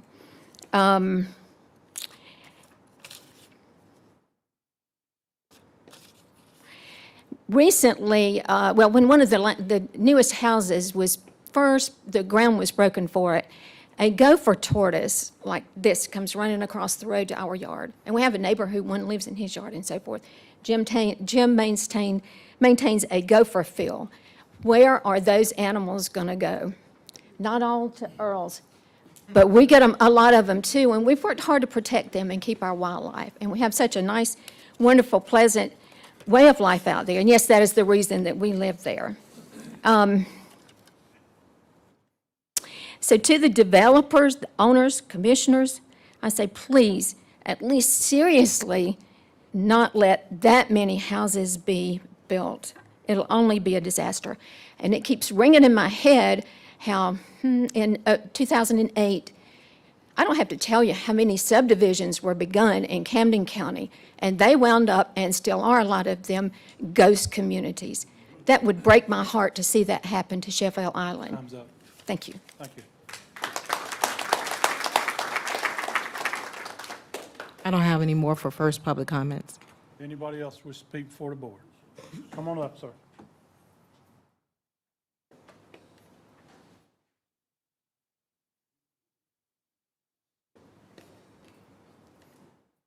I'm gonna take my hat off just for a second so you can look at this head real good here. My name's David Patrick. I live at 24 Jesse's Lane. That's down there off of Union Carbide, so I'm way out there. You know, I came, Martin's my commissioner. Appreciate you. Still trusting you, all right? Well, watching closely. I want to talk about, you know, I lived here since 1989. I wasn't born here, but I've been here a long time. I watched Kingland annex halfway to Folkestone out there. I don't know what that was all about, but that was uncalled for. I live in an unincorporated area because I want to live in an unincorporated area. I don't want to have a city come in and impose taxes on me further.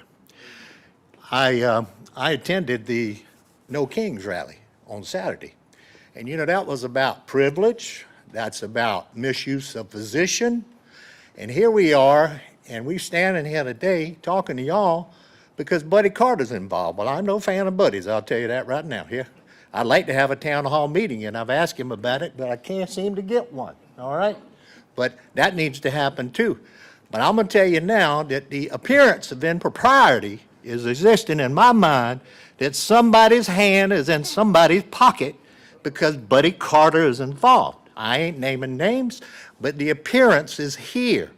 Y'all need to take a hard look at that, because if it does get approved, then I was right, is what I'll say.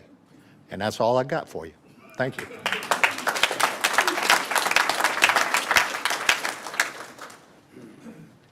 Anybody else wish to speak for the board? Come on up, man.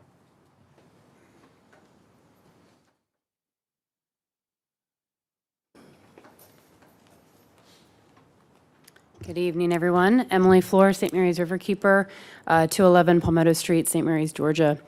I had the privilege on Monday of taking the tour out there with one of the locals, and what a gem. If you haven't been out there, seen London Hill, seen the community going out there, it is amazing. I think I told my guide, who's here tonight, that it was like seeing a dolphin, like, right, you always see them, but you're always excited to see them, right? I knew exactly what an uphill sand hill looked like, but what an amazing place to explore. The gopher tortoises, the birds out there, how special is y'all's area, right? It's amazing. What I did notice, and for the few people I did speak to, I met a couple of fishermen at the culvert, right? Any of them here? Anybody fish from there? Right? That'll be gone if they expand that road, that fishing dock. But also the amount of riprap that I noticed and the bluffs. So the erosion of our shorelines are going to continue with the loss of those beautiful oak trees. It's helping sustain and hold the soil together, preventing erosion for the community that already lives out there. They have to buy riprap. They have to demolish their driveway to secure their riverbank, so their house doesn't end up in Crooked River. So I ask you to reconsider this for the sake of the residents that already live out there. Thank you.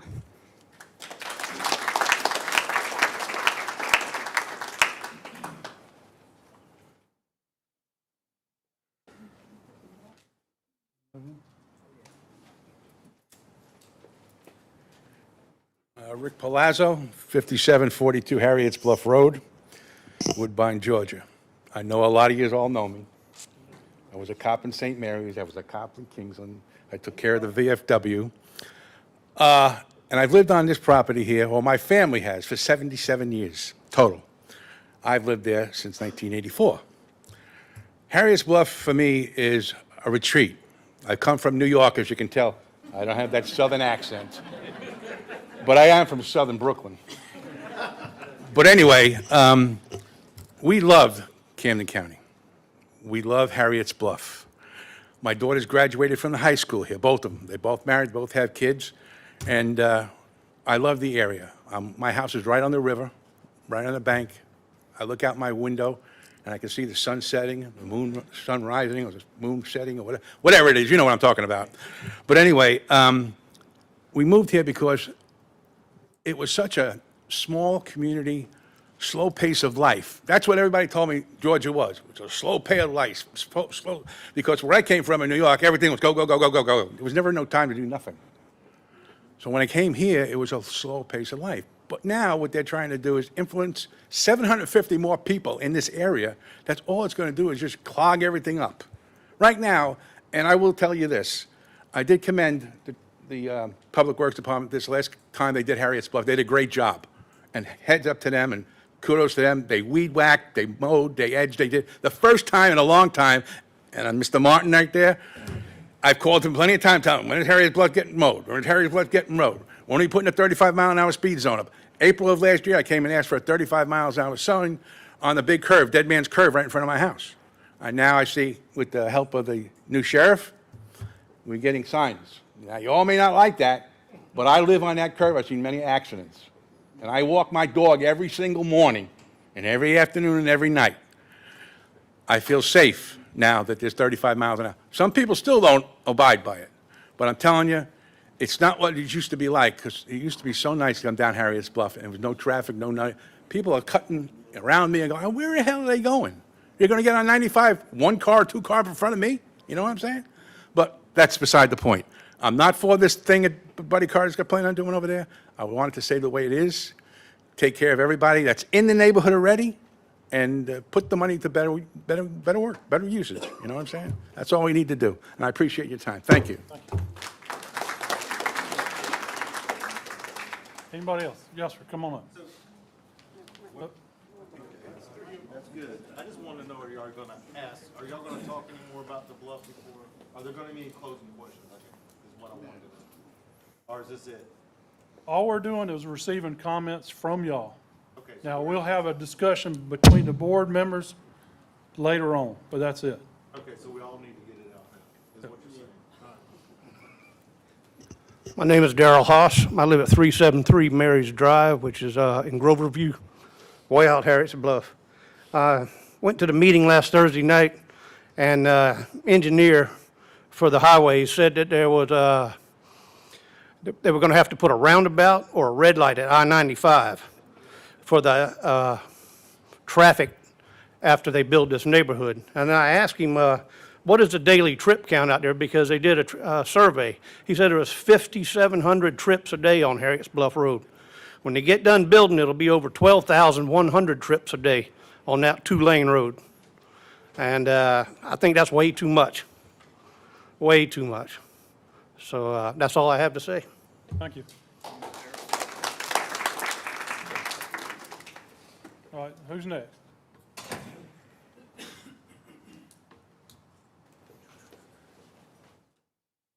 Sorry, I'm short. Hi, John Peterson, 50 Trout Street. You might remember me. I was the guy from Massachusetts and said, don't make Georgia Taxachusetts. I came here because Camden County is beautiful. I came here because it's quiet. I came here because I like the wildlife. I grew up in a city. From what I've seen, Harriet's Bluff is beautiful and it's unique.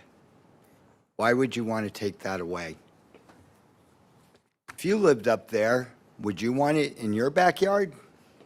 I don't want it in mine. I asked the engineer, and this, who was there the other day, and I said, what about the bridges? And he just started spouting off statistics. And I said, but that's not my question. In your professional opinion, what about the bridges? How much are we looking at cost? How much he couldn't answer the question. You know, it sounds like I've never seen the property because you can't really get on it as far as I know. You know, Buddy Carter, don't know him personally, but I do know a lot of people's opinion of him. Sounds like he's got an ego.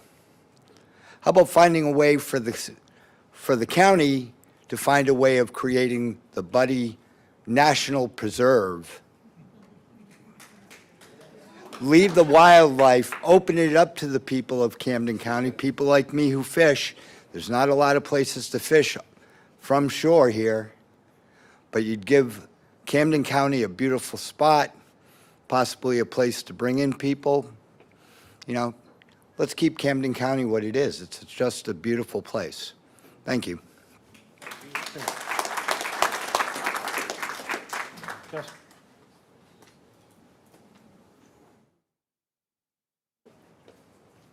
My name is Daniel Hutto. I live down on Burrell Boulevard in St. Mary's. I moved here about 6 years ago with the military, and I have no intentions of leaving Camden County. No, I'm going to reflect exactly what's been said here tonight. St. Mary's Riverkeeper said it best. The further that we allow development, the more we're eroding already very stressed and critical waterways. At the last meeting, October 16th, there was a young man from Miami who had moved here recently and brought up an excellent point. It's something I think we can all speak to, but maybe we don't know how to express it sometimes. We're starting to see some of the beauty of the South being taken over by development. All I really want to express is that on Facebook, there's been a group that has been created, and it's called the Sheffield Island Community Board. Any of these ideas that you feel might not be being heard yet, or you want a place to follow up with them, see what everyone else is talking about, please find me after this meeting, and I'll be happy to show you exactly where all that's being recorded. So we can keep this effort going. Thank you. Anybody else? Come on up.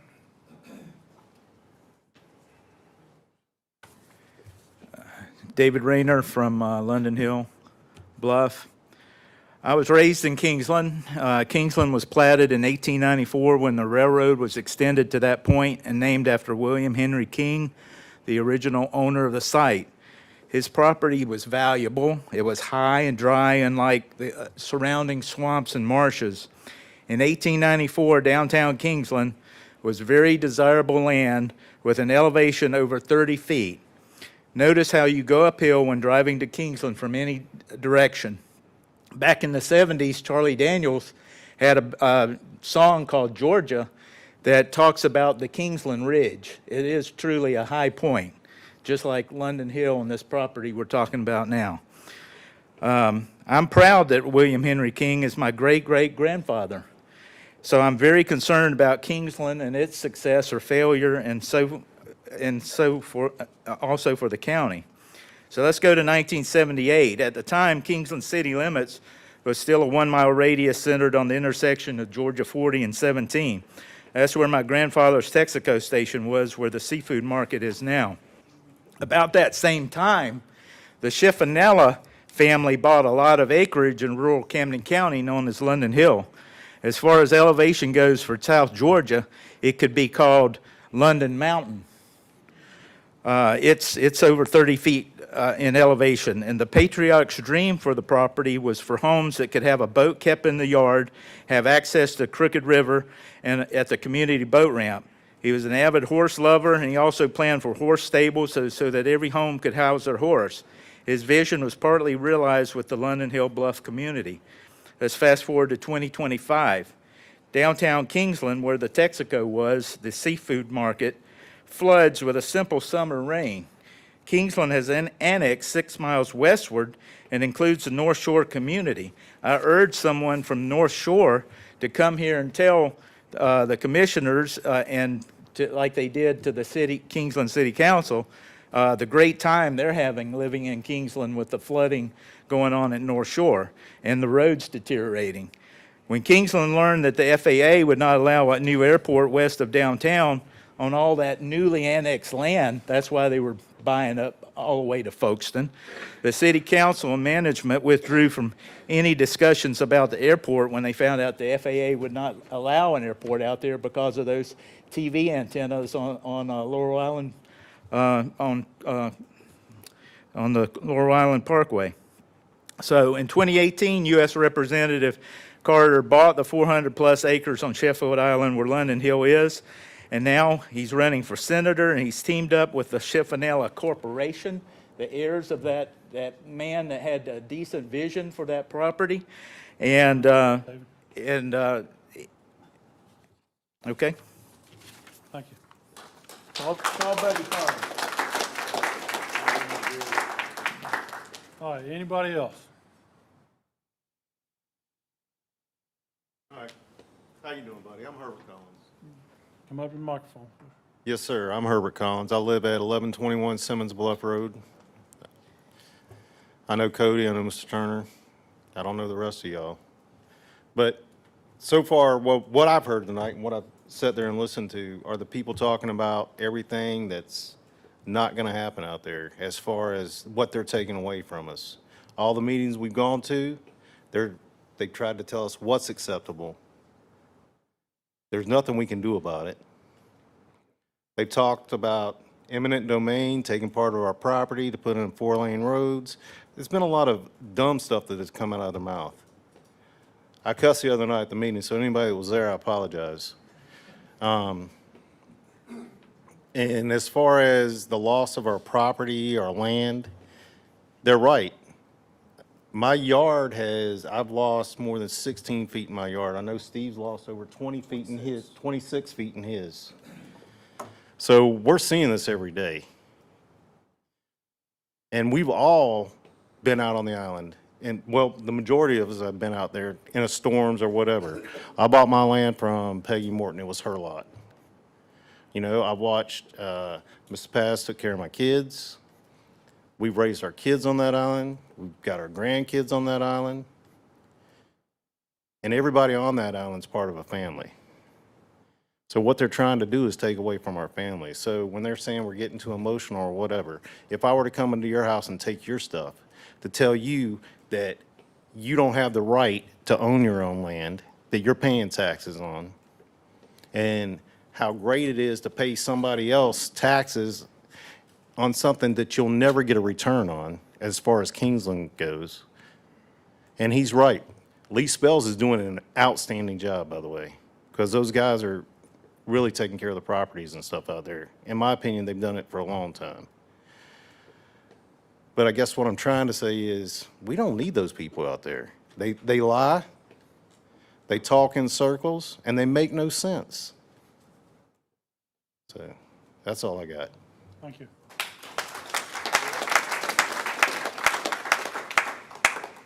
Anybody else? All right, seeing none, we'll take a 10 minutes recess and we'll come back and start the regular meeting.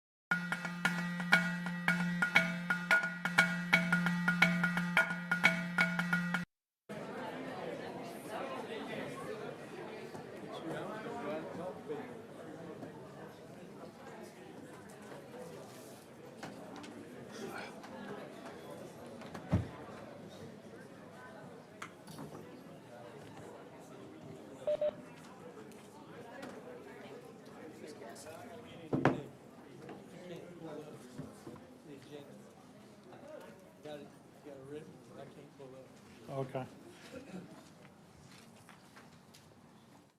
Oh, do you need it? I don't think so. Okay. I'm just telling you. All right. We'll get back into the regular meeting. Cassie, you want to start it off? This is old business. Yes, sir. Good evening, Commissioners. Today, we have an applicant who is requesting to rezone approximately 6.51 acres from agricultural forestry to industrial general. This parcel is located in District 2 on Laurel Island Parkway. The future land use designation currently is commercial. The applicant is requesting the rezone for the proposed use of a climatized storage facility. The Planning Commission did recommend approval of this with the condition of only allowing storage units. And at the last meeting, the board did table this item until this date. All right, we've already held a public hearing on this item. We don't need to do that again. This time, I'll make the same motion I made last time. I make the motion we approve this item with the conditions set by the Planning and Zoning Board. Second. All right, we got a first and a second. Any discussion? All in favor? Motion carries. Thank you. All right, next item. Who's doing that? Oh, there you are.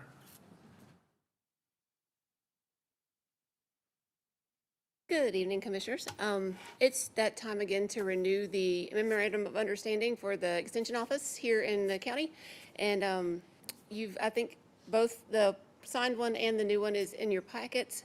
There's not much difference in that. We do this every 5 years. Every county does this. There's 159 counties in Georgia, and they all have some form of extension. So this is just a way to extend the way we do business and our partnership that we have with you. The main changes you see is in the operations in section 1. Before, we had addendum A and B checked, or options A and B. That has been changed since the last one was signed, and that the current contract that I'm asking for signature on tonight reflects that. So it just says that we are UGA employees, and so UGA covers our insurance and all of that, and we get paid from UGA and you get billed for your portion of that contract, is all that that says. Instead of half of our money coming from county and half of it coming from UGA separate paychecks, we just get one paycheck from UGA. So that just reflects that we've already made that change and it's now in the MOU. And then, again, so the only addendum B is checked now instead of both. And then in the section 3 in the agreement section, the IT portion of that has just been moved to addendum D to spell out that, but nothing has changed in the services that are provided in the agreement. So we're just seeking a signature, approval and a signature tonight if possible, please. Thank you. All right, can I get a motion on this item? I move to approve the memorandum of understanding with the Board of Regents of the University System of Georgia by and on behalf of the University of Georgia Cooperative Extension. Second. It was, yes. You want to say that again? All right, any discussion on this item? Yep, Mr. Chairman, I'd just like to commend this program. In my former life as a hospital administrator and part-time as a county coroner, we saw a lot of benefit from people staying healthy, and that was done through programs such as the Extension Office. As a current member of the Camden County Board of Health, representing this Board of Commissioners, it's the same situation. People don't take advantage of this program, so I commend you. And I hope that people will avail themselves to preventive situations where they, instead of going to the hospital, they've lived healthy through the programs that you sponsor and the knowledge that you impart. And thank you. Thank you. And as a farmer, you can call them if you got any questions, landscape questions or anything like that as well. You're here. All right, we got first and second. Any more discussion? All in favor? Thank you. Thank you very much. All right, Sheriff Cheney. Good evening, Commissioners, Chairman. Come to you tonight asking for you to approve a grant award in the amount of $9,400 from the Firehouse Subs Public Safety Foundation. These funds are going to help us purchase 8 AEDs, which will go inside the patrol cars here in the Sheriff's Office. And this will help our deputies provide a life-saving aid during a cardiac arrest or cardiac emergencies. It's a good thing that's been going on for many years through Firehouse Sub, that they've actually helped many law enforcement agencies across the nation. And we took a part of this and Julie, I give credit to Julie Hagler, the grant lady. She was done a tremendous job. I just took it to her, and next thing you know, here she is asking me to come up here tonight and do this. So that's where we're at. I make a motion, we approve this item. I second. First and second, any discussion?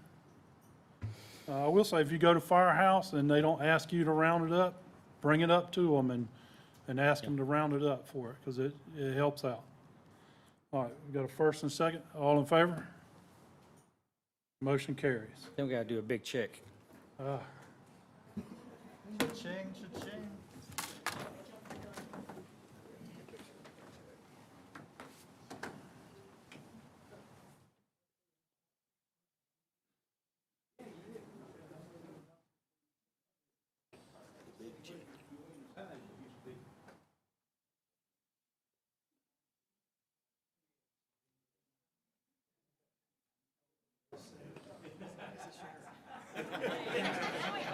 I can still see the sheriff.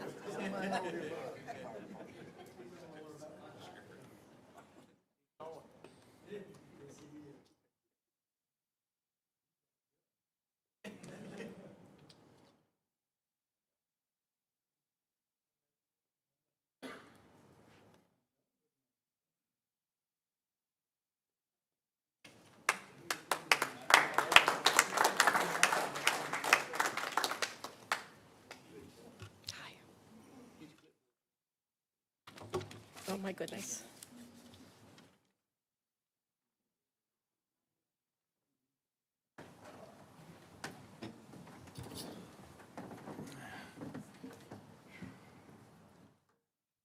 All right, Nancy. Yes, good evening. This agenda item are budget amendments for the fiscal year 2025 budget. You have a detail in your packet which lists each of the amendments. And I also just wanted to state about budget amendments that all departments and funds must be balanced at year end.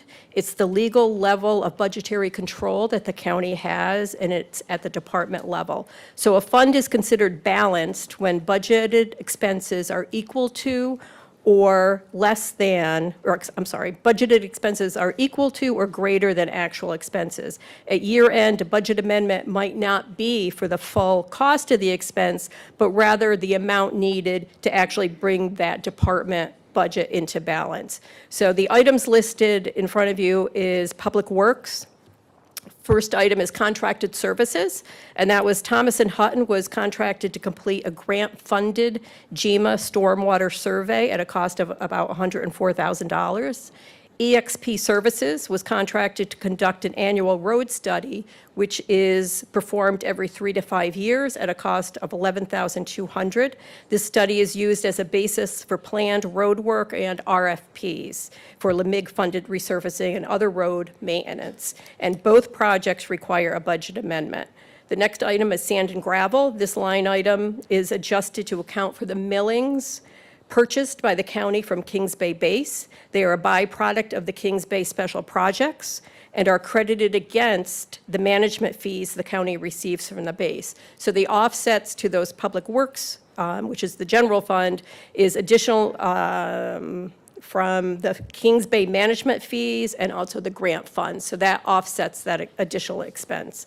And on Two Rivers, the adjustments are for health insurance claims. The health insurance claims are initially budgeted within the general fund. The actual claims are then reclassified to the appropriate fund based on the employee's assignment. If a fund could not absorb the cost, then a budget amendment is required as it is here. Dues and subscriptions, that's being adjusted as the budgeted amount for credit card processing fees. The budget amount was less than the actual was. And beginning in fiscal year '26, we've added a 3% surcharge on the amount, and that amount is passed on to the customer to help offset those fees in the future. The resale item that's being adjusted is products are purchased for resale and are recorded to an inventory balance sheet account. At year end, an adjustment is made to the resale expense line to reflect only the cost of goods actually sold. Unsold items remain in the inventory line item. This adjustment typically results in a budget amendment that's before you. And then also, we're adjusting part-time salaries. The RSO staffing increased on weekends, and hourly wages were raised from approximately $13 per hour to $15 per hour. And these changes contributed to the higher part-time salary expense. And the offset on this is going to have to be a transfer in from the general fund. And that's all detailed before you. So I'm requesting approval. All right, can I get a motion on this item? Motion to approve with discussion. I'll second. All right, we got a first and a second to approve the budget amendments. Okay, want to start discussion off? Yeah, I can't get into my computer, so I can't see that data. But what is how much of our fund balance did we have to use? We are having to use,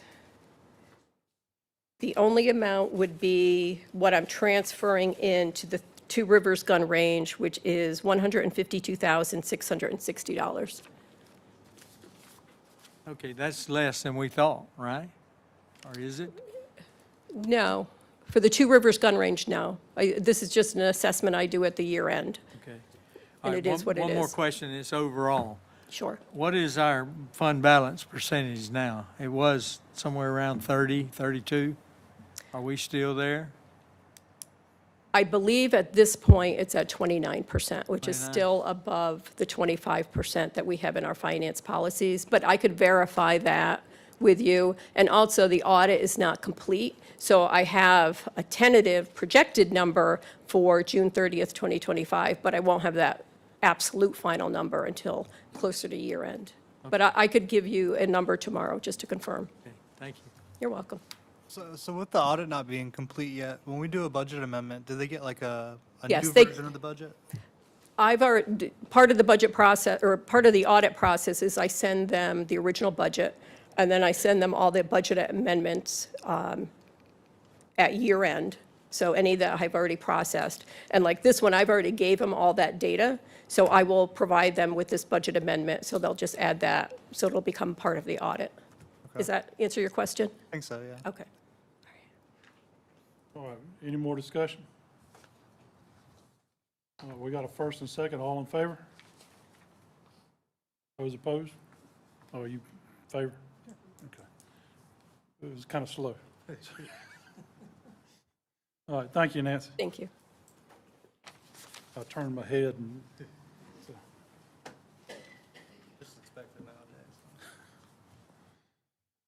all right. Good evening, Mr. Chairman and Commissioners. Come before you tonight requesting approval for a clinical agreement between Camden County Fire Rescue and Kings Bay Fire Department. Beginning in January, the Kings Bay Fire Department will be hosting an EMT course, and they're requesting to use Camden County Fire Rescue as their clinical site for the required student rotations. This is an agreement that we have had with them in the past. However, the state now requires us to have written agreements for the clinical rotations. So if you have any questions on that, I'll be glad to answer.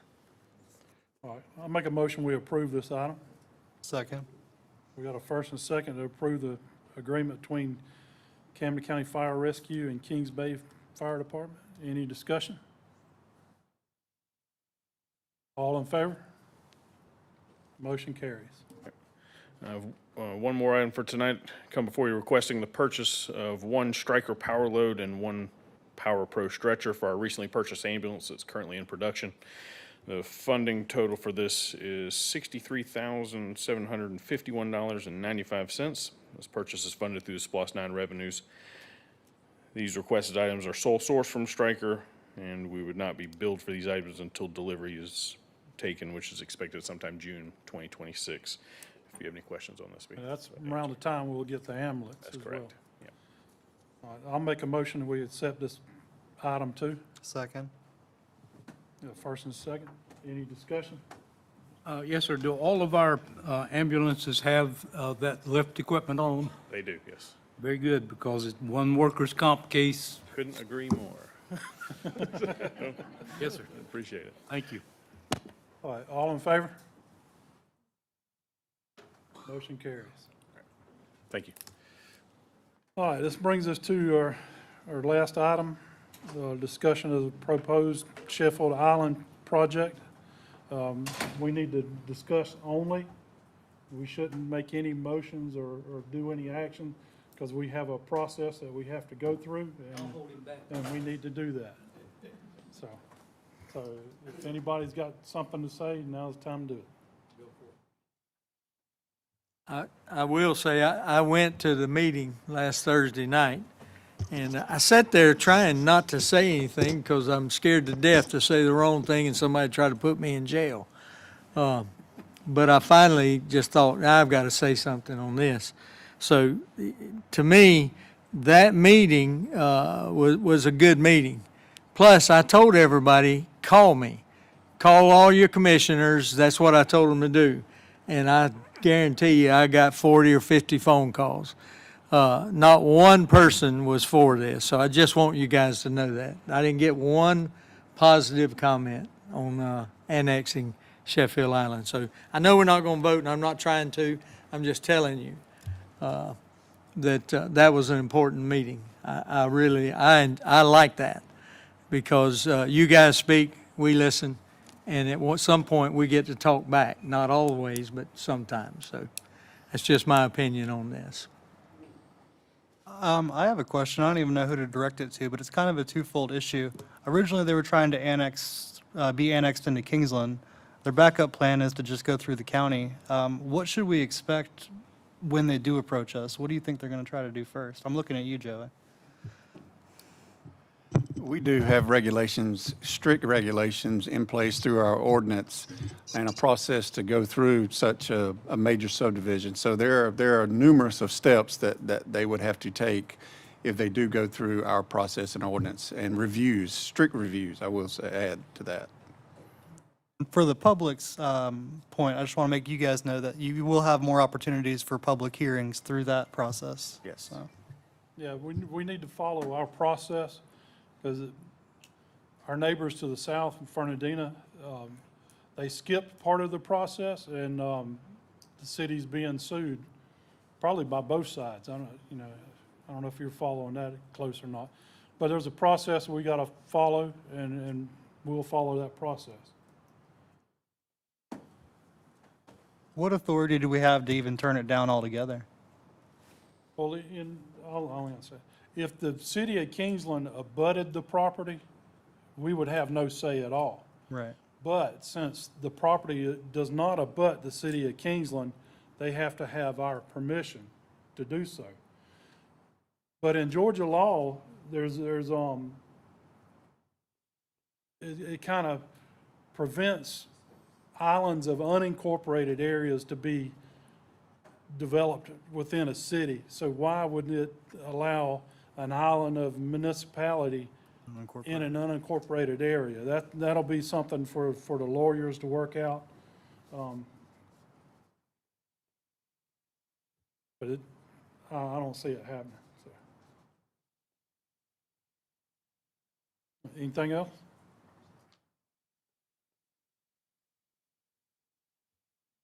All right, hearing nothing else, we'll move on. Calendar, Sheikah. There have been several work sessions added to the calendar, so I just wanted to mention that to you guys, and you should receive invites for those work sessions. County Administrator comments? Thank you, Chairman. I have a couple of comments. The first one is that we do have an election taking place currently. It's down, the elections office is holding the election down at the county annex right there off of Gross Road and Highway 40. This is for the Public Service Commission for Districts 2 and 3, and the election is taking place weekdays all the way up until October 31st from 8:30 a.m. to 5:30 p.m., and then also this Saturday at the annex from 9 to 5. And then that's all the early voting times, and then the actual election day will take place countywide at all of the precincts, and that'll be on November 4th, 7 a.m. to 7 p.m. And that's at all 11 of our polling places. And to date, we've had 661 voters vote since October 14th. The second one, I have a very honor and privilege of recognizing a certain individual, and this is her first time ever holding a meeting in the county commission chambers as a Georgia certified clerk. She's the heart and soul of our office. Miss Lushika Robinson. She's right over there. This is her very first meeting. I had her place her certification and plaque on her wall about probably 2 weeks ago, whenever she got it, 2-3 weeks ago.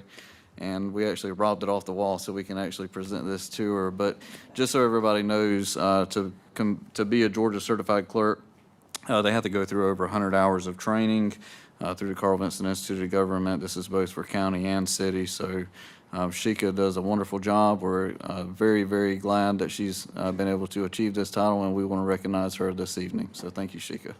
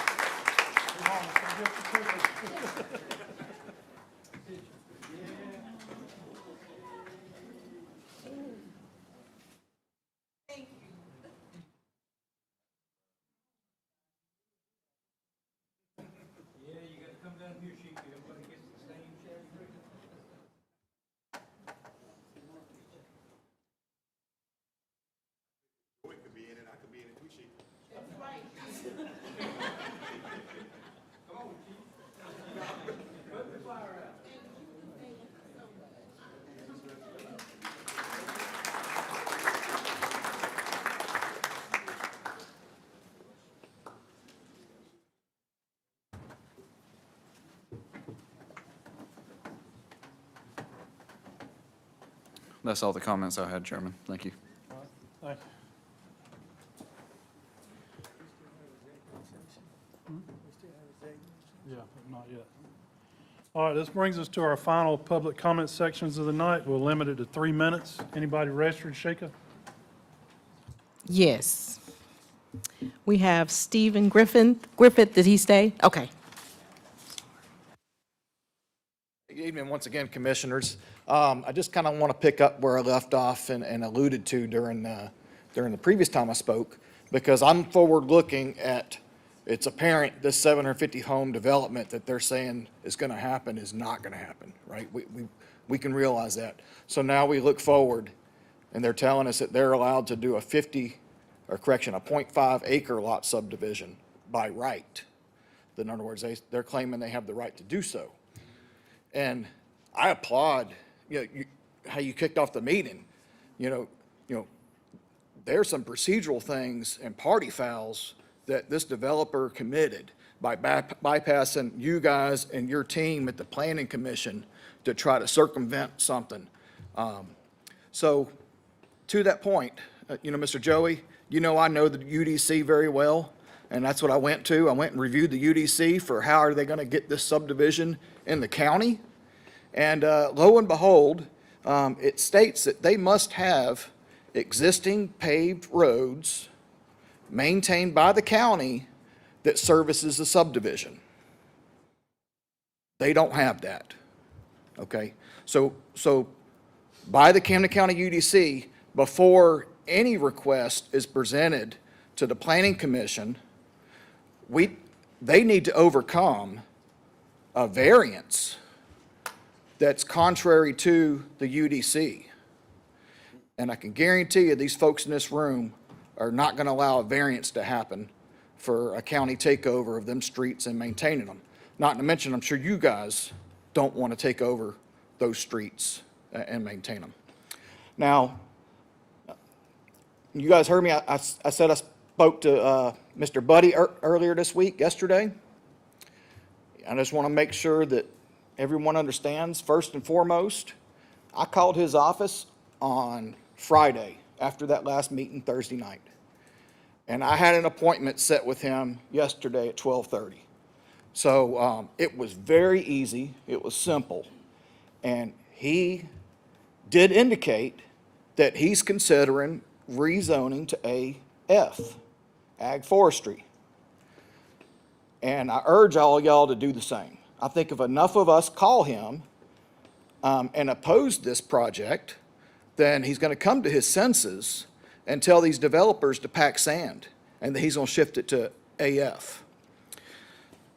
Now, let's say they do present some sort of subdivision that's to our liking.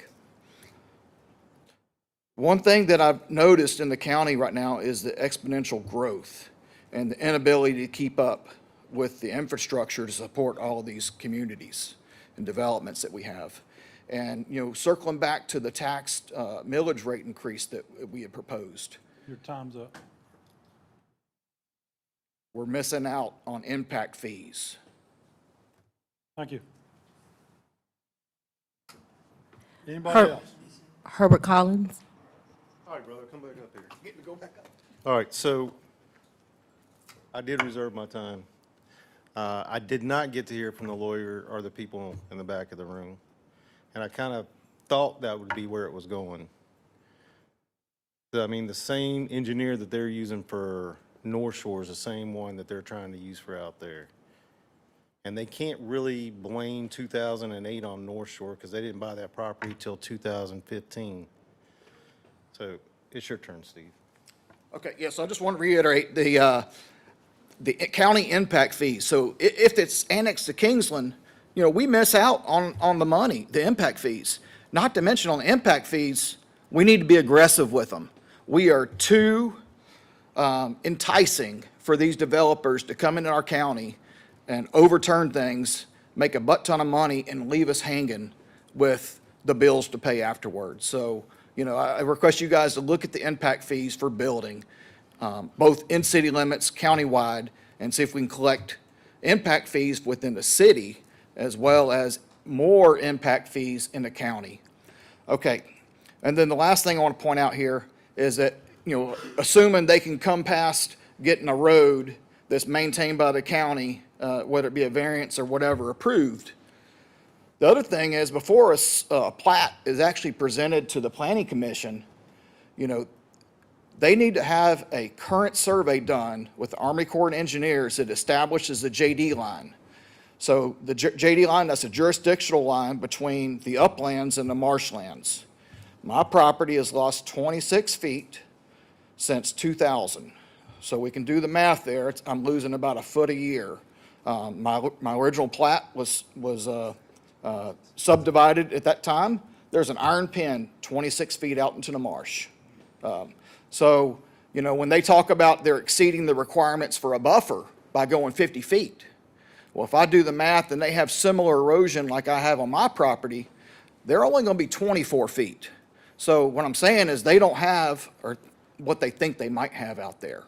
So we need, before we start talking about anything further out there, they need to get a real deal survey with an actual JD line on it within what they propose to put on that property. Thank you. Good job, Steve. All right, anybody else? Come on up, man.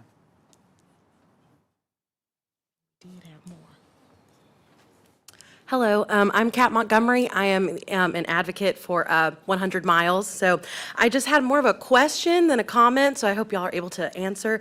With the annexation process, the state of Georgia just says that if the property doesn't abut, that the city and the county must agree. But it doesn't specify what that agreement looks like, if it has to be done in public, or what that whole schedule would be. So I didn't know if y'all could answer what's the next step for discussing the annexation, because the Kingsland Planning and Zoning Board held their meeting and they said, we're tabling it because Camden has not come out to agree with this yet. So I'm just wondering when is that happening? That's what I thought tonight was going to be. Y'all were going to discuss it. So yeah, just hoping you can answer that question. Anybody else? Actually, Chairman, I still have more people. Okay. All right. Shay Hallahan, is she here? Ricky Manning.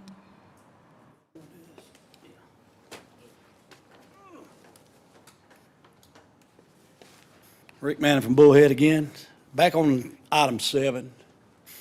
People are mentioning noise, UDC codes, and everything else. This county's kind of terrible about following noise and UDC codes. Pretty well given. You still are not following them. Every one of y'all are breaking the law every day that gun range is open, and proceedings are taking place. Y'all know you're doing it. Got it in your own words right here. and y'all are welcome to look at it. But you know what, it ain't gonna do no good, but, you know, I just let these people know that don't trust y'all to follow a UDC code because you don't follow them. You got it in black and white, you don't follow them. Thank you. Anybody else, Sheikah? Earl Moses.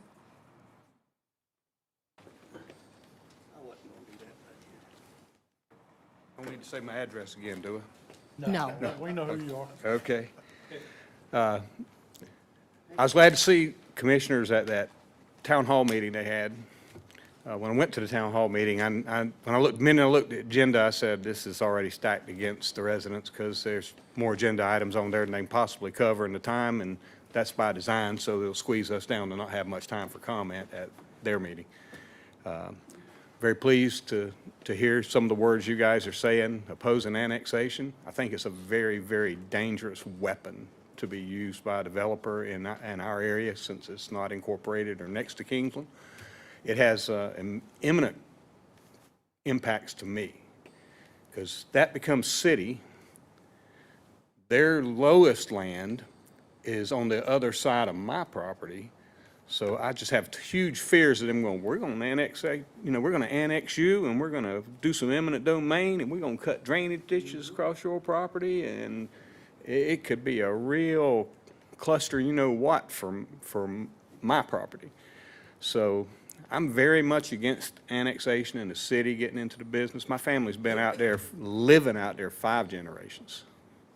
It's called Sheffield Island because that's where the Sheffields had it, that's, my mother was Sheffield. So the first school at Harris Bluff was run out of Sheffield's Island. The first mercantile store was run out of Sheffield Island. The last tabby structure to ever be built in Camden County was built by my great-grandfather on Sheffield Island. Matter of fact, it's in his neighbor's yard. So there's a lot of deep cultural history out there, and somebody comes in and slicks everything, puts in a couple of tennis courts, and they were talking about their pickleball courts they're going to put in. That's the soup du jour right now. And all these amenities and all this stuff, and they're making a color glossy sales pitch, and I just don't want you guys to fall for it. I'm glad to hear if it goes to the Planning Commission, we'll have the ability to take and speak again about it and kind of slow things down and get them a little bit more reasonable for the property that's out there. So that's all I got to say. Thank you. Thank you, Earl. Anybody else? Steve Winkle. Is he still here? He's gone. He's gone? Okay. Dawn Gray. Okay, picking up on my second 3 minutes from where I left off. Additionally, if the court finds reasonable cause to bring action, you may be liable for any attorney fees of mine, me, your constituent. Chase versus State states, where the language of a statute is plain and unambiguous, judicial construction is not only unnecessary, but forbidden. OCGA 50-14-1 requires reasonable notice of meetings, emphasizing regular meetings must be noticed at least 1 week in advance. Meetings include, under the OCGA, meetings of this governing body, as well as committees of this body. This is also stressed on page 551 of the ACCG handbook. Mr. Turner, I know that sometimes you refer back to that, so that's page 551. At this calendar year, no notice have been given for any committees. That includes the Budget Committee and the Agenda Setting Committee. As a reminder, OCGA 50-14-1 requires that notice be placed on the official website of the county if they have one and use it. We do. When Open Meetings Act is violated, substitute meetings may be granted. The City of Statesboro versus Dobbs. So if you've been having meetings, as for example, with regards to increasing taxes, then perhaps we can rehab that meeting in an open forum. During the property tax increase discussions, Chairman Casey, you revealed the position of other commissioners. Walking or serial quorums are in violation of OCGA. This includes phone calls. Please note that HB 392 repealed the previous decision of Evans 2001 and noted designated time and place is not included in the Georgia definition of meeting. It is, however, a requirement under the Notice Act.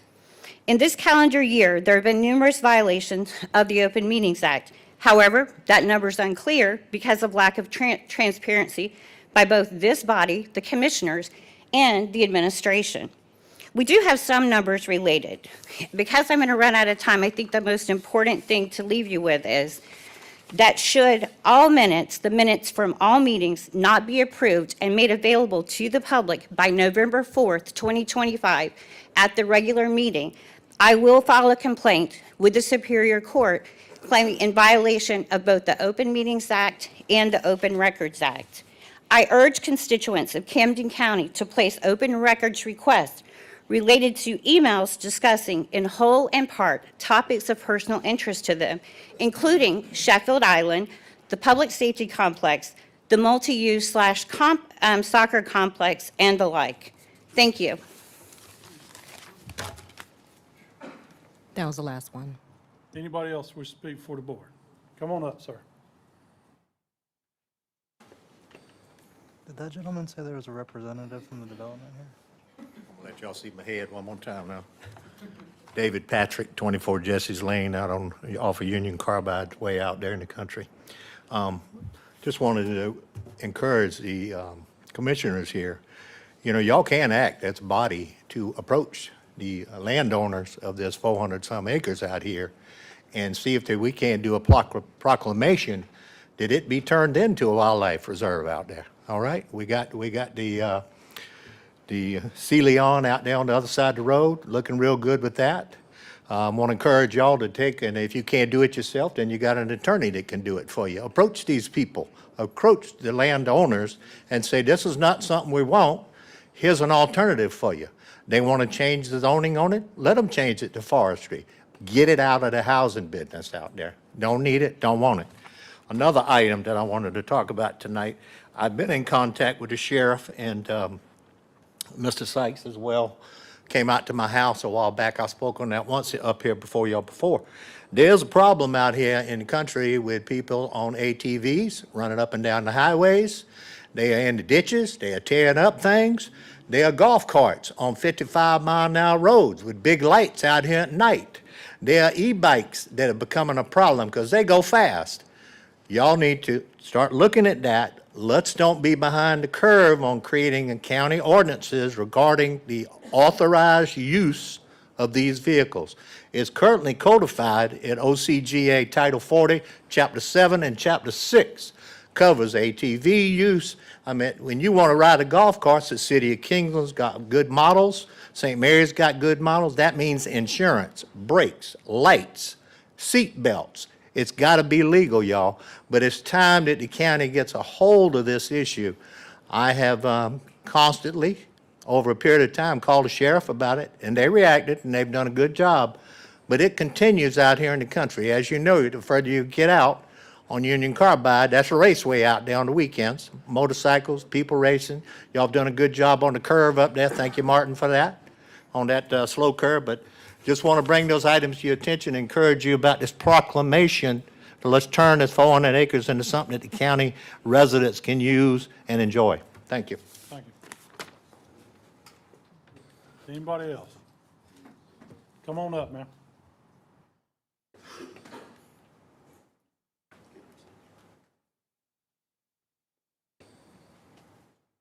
Hi, I'm Cindy Durr. I live at 30 Button Street in Groverview.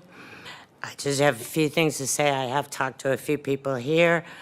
This whole project, whether they go to half-acre lots, 1-acre lots, 750 houses, it hinges on key approvals from DNR, the U.S. Army Corps of Engineers, Deepwater part of, not the part that they surveyed that's crossing a stream, and the federal regulators.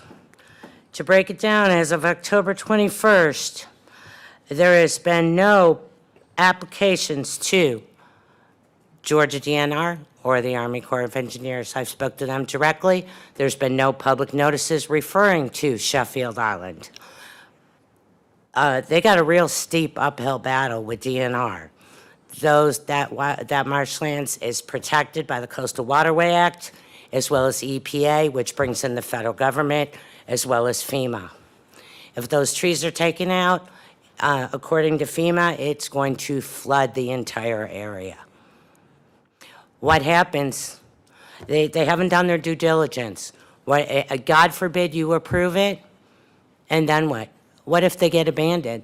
You can't even guarantee DNR is going to approve this. Most likely, it's a steep uphill climb. They've done no due diligence. It's like putting the cart before the horse here. There's a long way to go before this, I can see the commission even thinking about anything. And the one other part of it, Harriet's Bluff Bridge. I've talked to the road guy. I have the bridge reports. As of 2013, there was $531,000, and that's in 2013 money, of repairs need to be made to that bridge to get it off the 6 that it's on now. The structure underneath is unknown and has not been tested for scour. The developer glossed over his traffic report. It was made July 4th weekend. As we know, school is not in session in July, nor did anyone go to work, nor were the traffic engineer who did the report was not notified of the over 250 houses. They're forgetting a couple lots in my neighborhood as well that are also already been approved in that traffic pattern. He's already stated he would have given it an F. We cannot afford this. Our bridge stays at fair number 6 until 2035. 2040, our bridge is now a 3. And that's with the traffic we have now and the projected traffic by the NIB. I went straight to the top of who inspects those bridges. You add that many thousands of trips a day to that bridge, 2026, we're going to be at a 3. They don't even know what's under that bridge. Your time's up, man. Thank you. Thank you. Anybody else? All right, I'll say again that at this time, nobody has applied for any permits, zoning changes, or annexation. We have a process. We have to follow that process. So, all right, at this time, we'll close, seeing nobody else, we'll close the public comment section. Now we need a motion to adjourn the regular meeting and convene executive session for the purpose of discussing items exempt under OCGA 50-14 3B4. This is information technology related and litigation. So moved. Second. So first and second, all in favor? All right. We'll be back.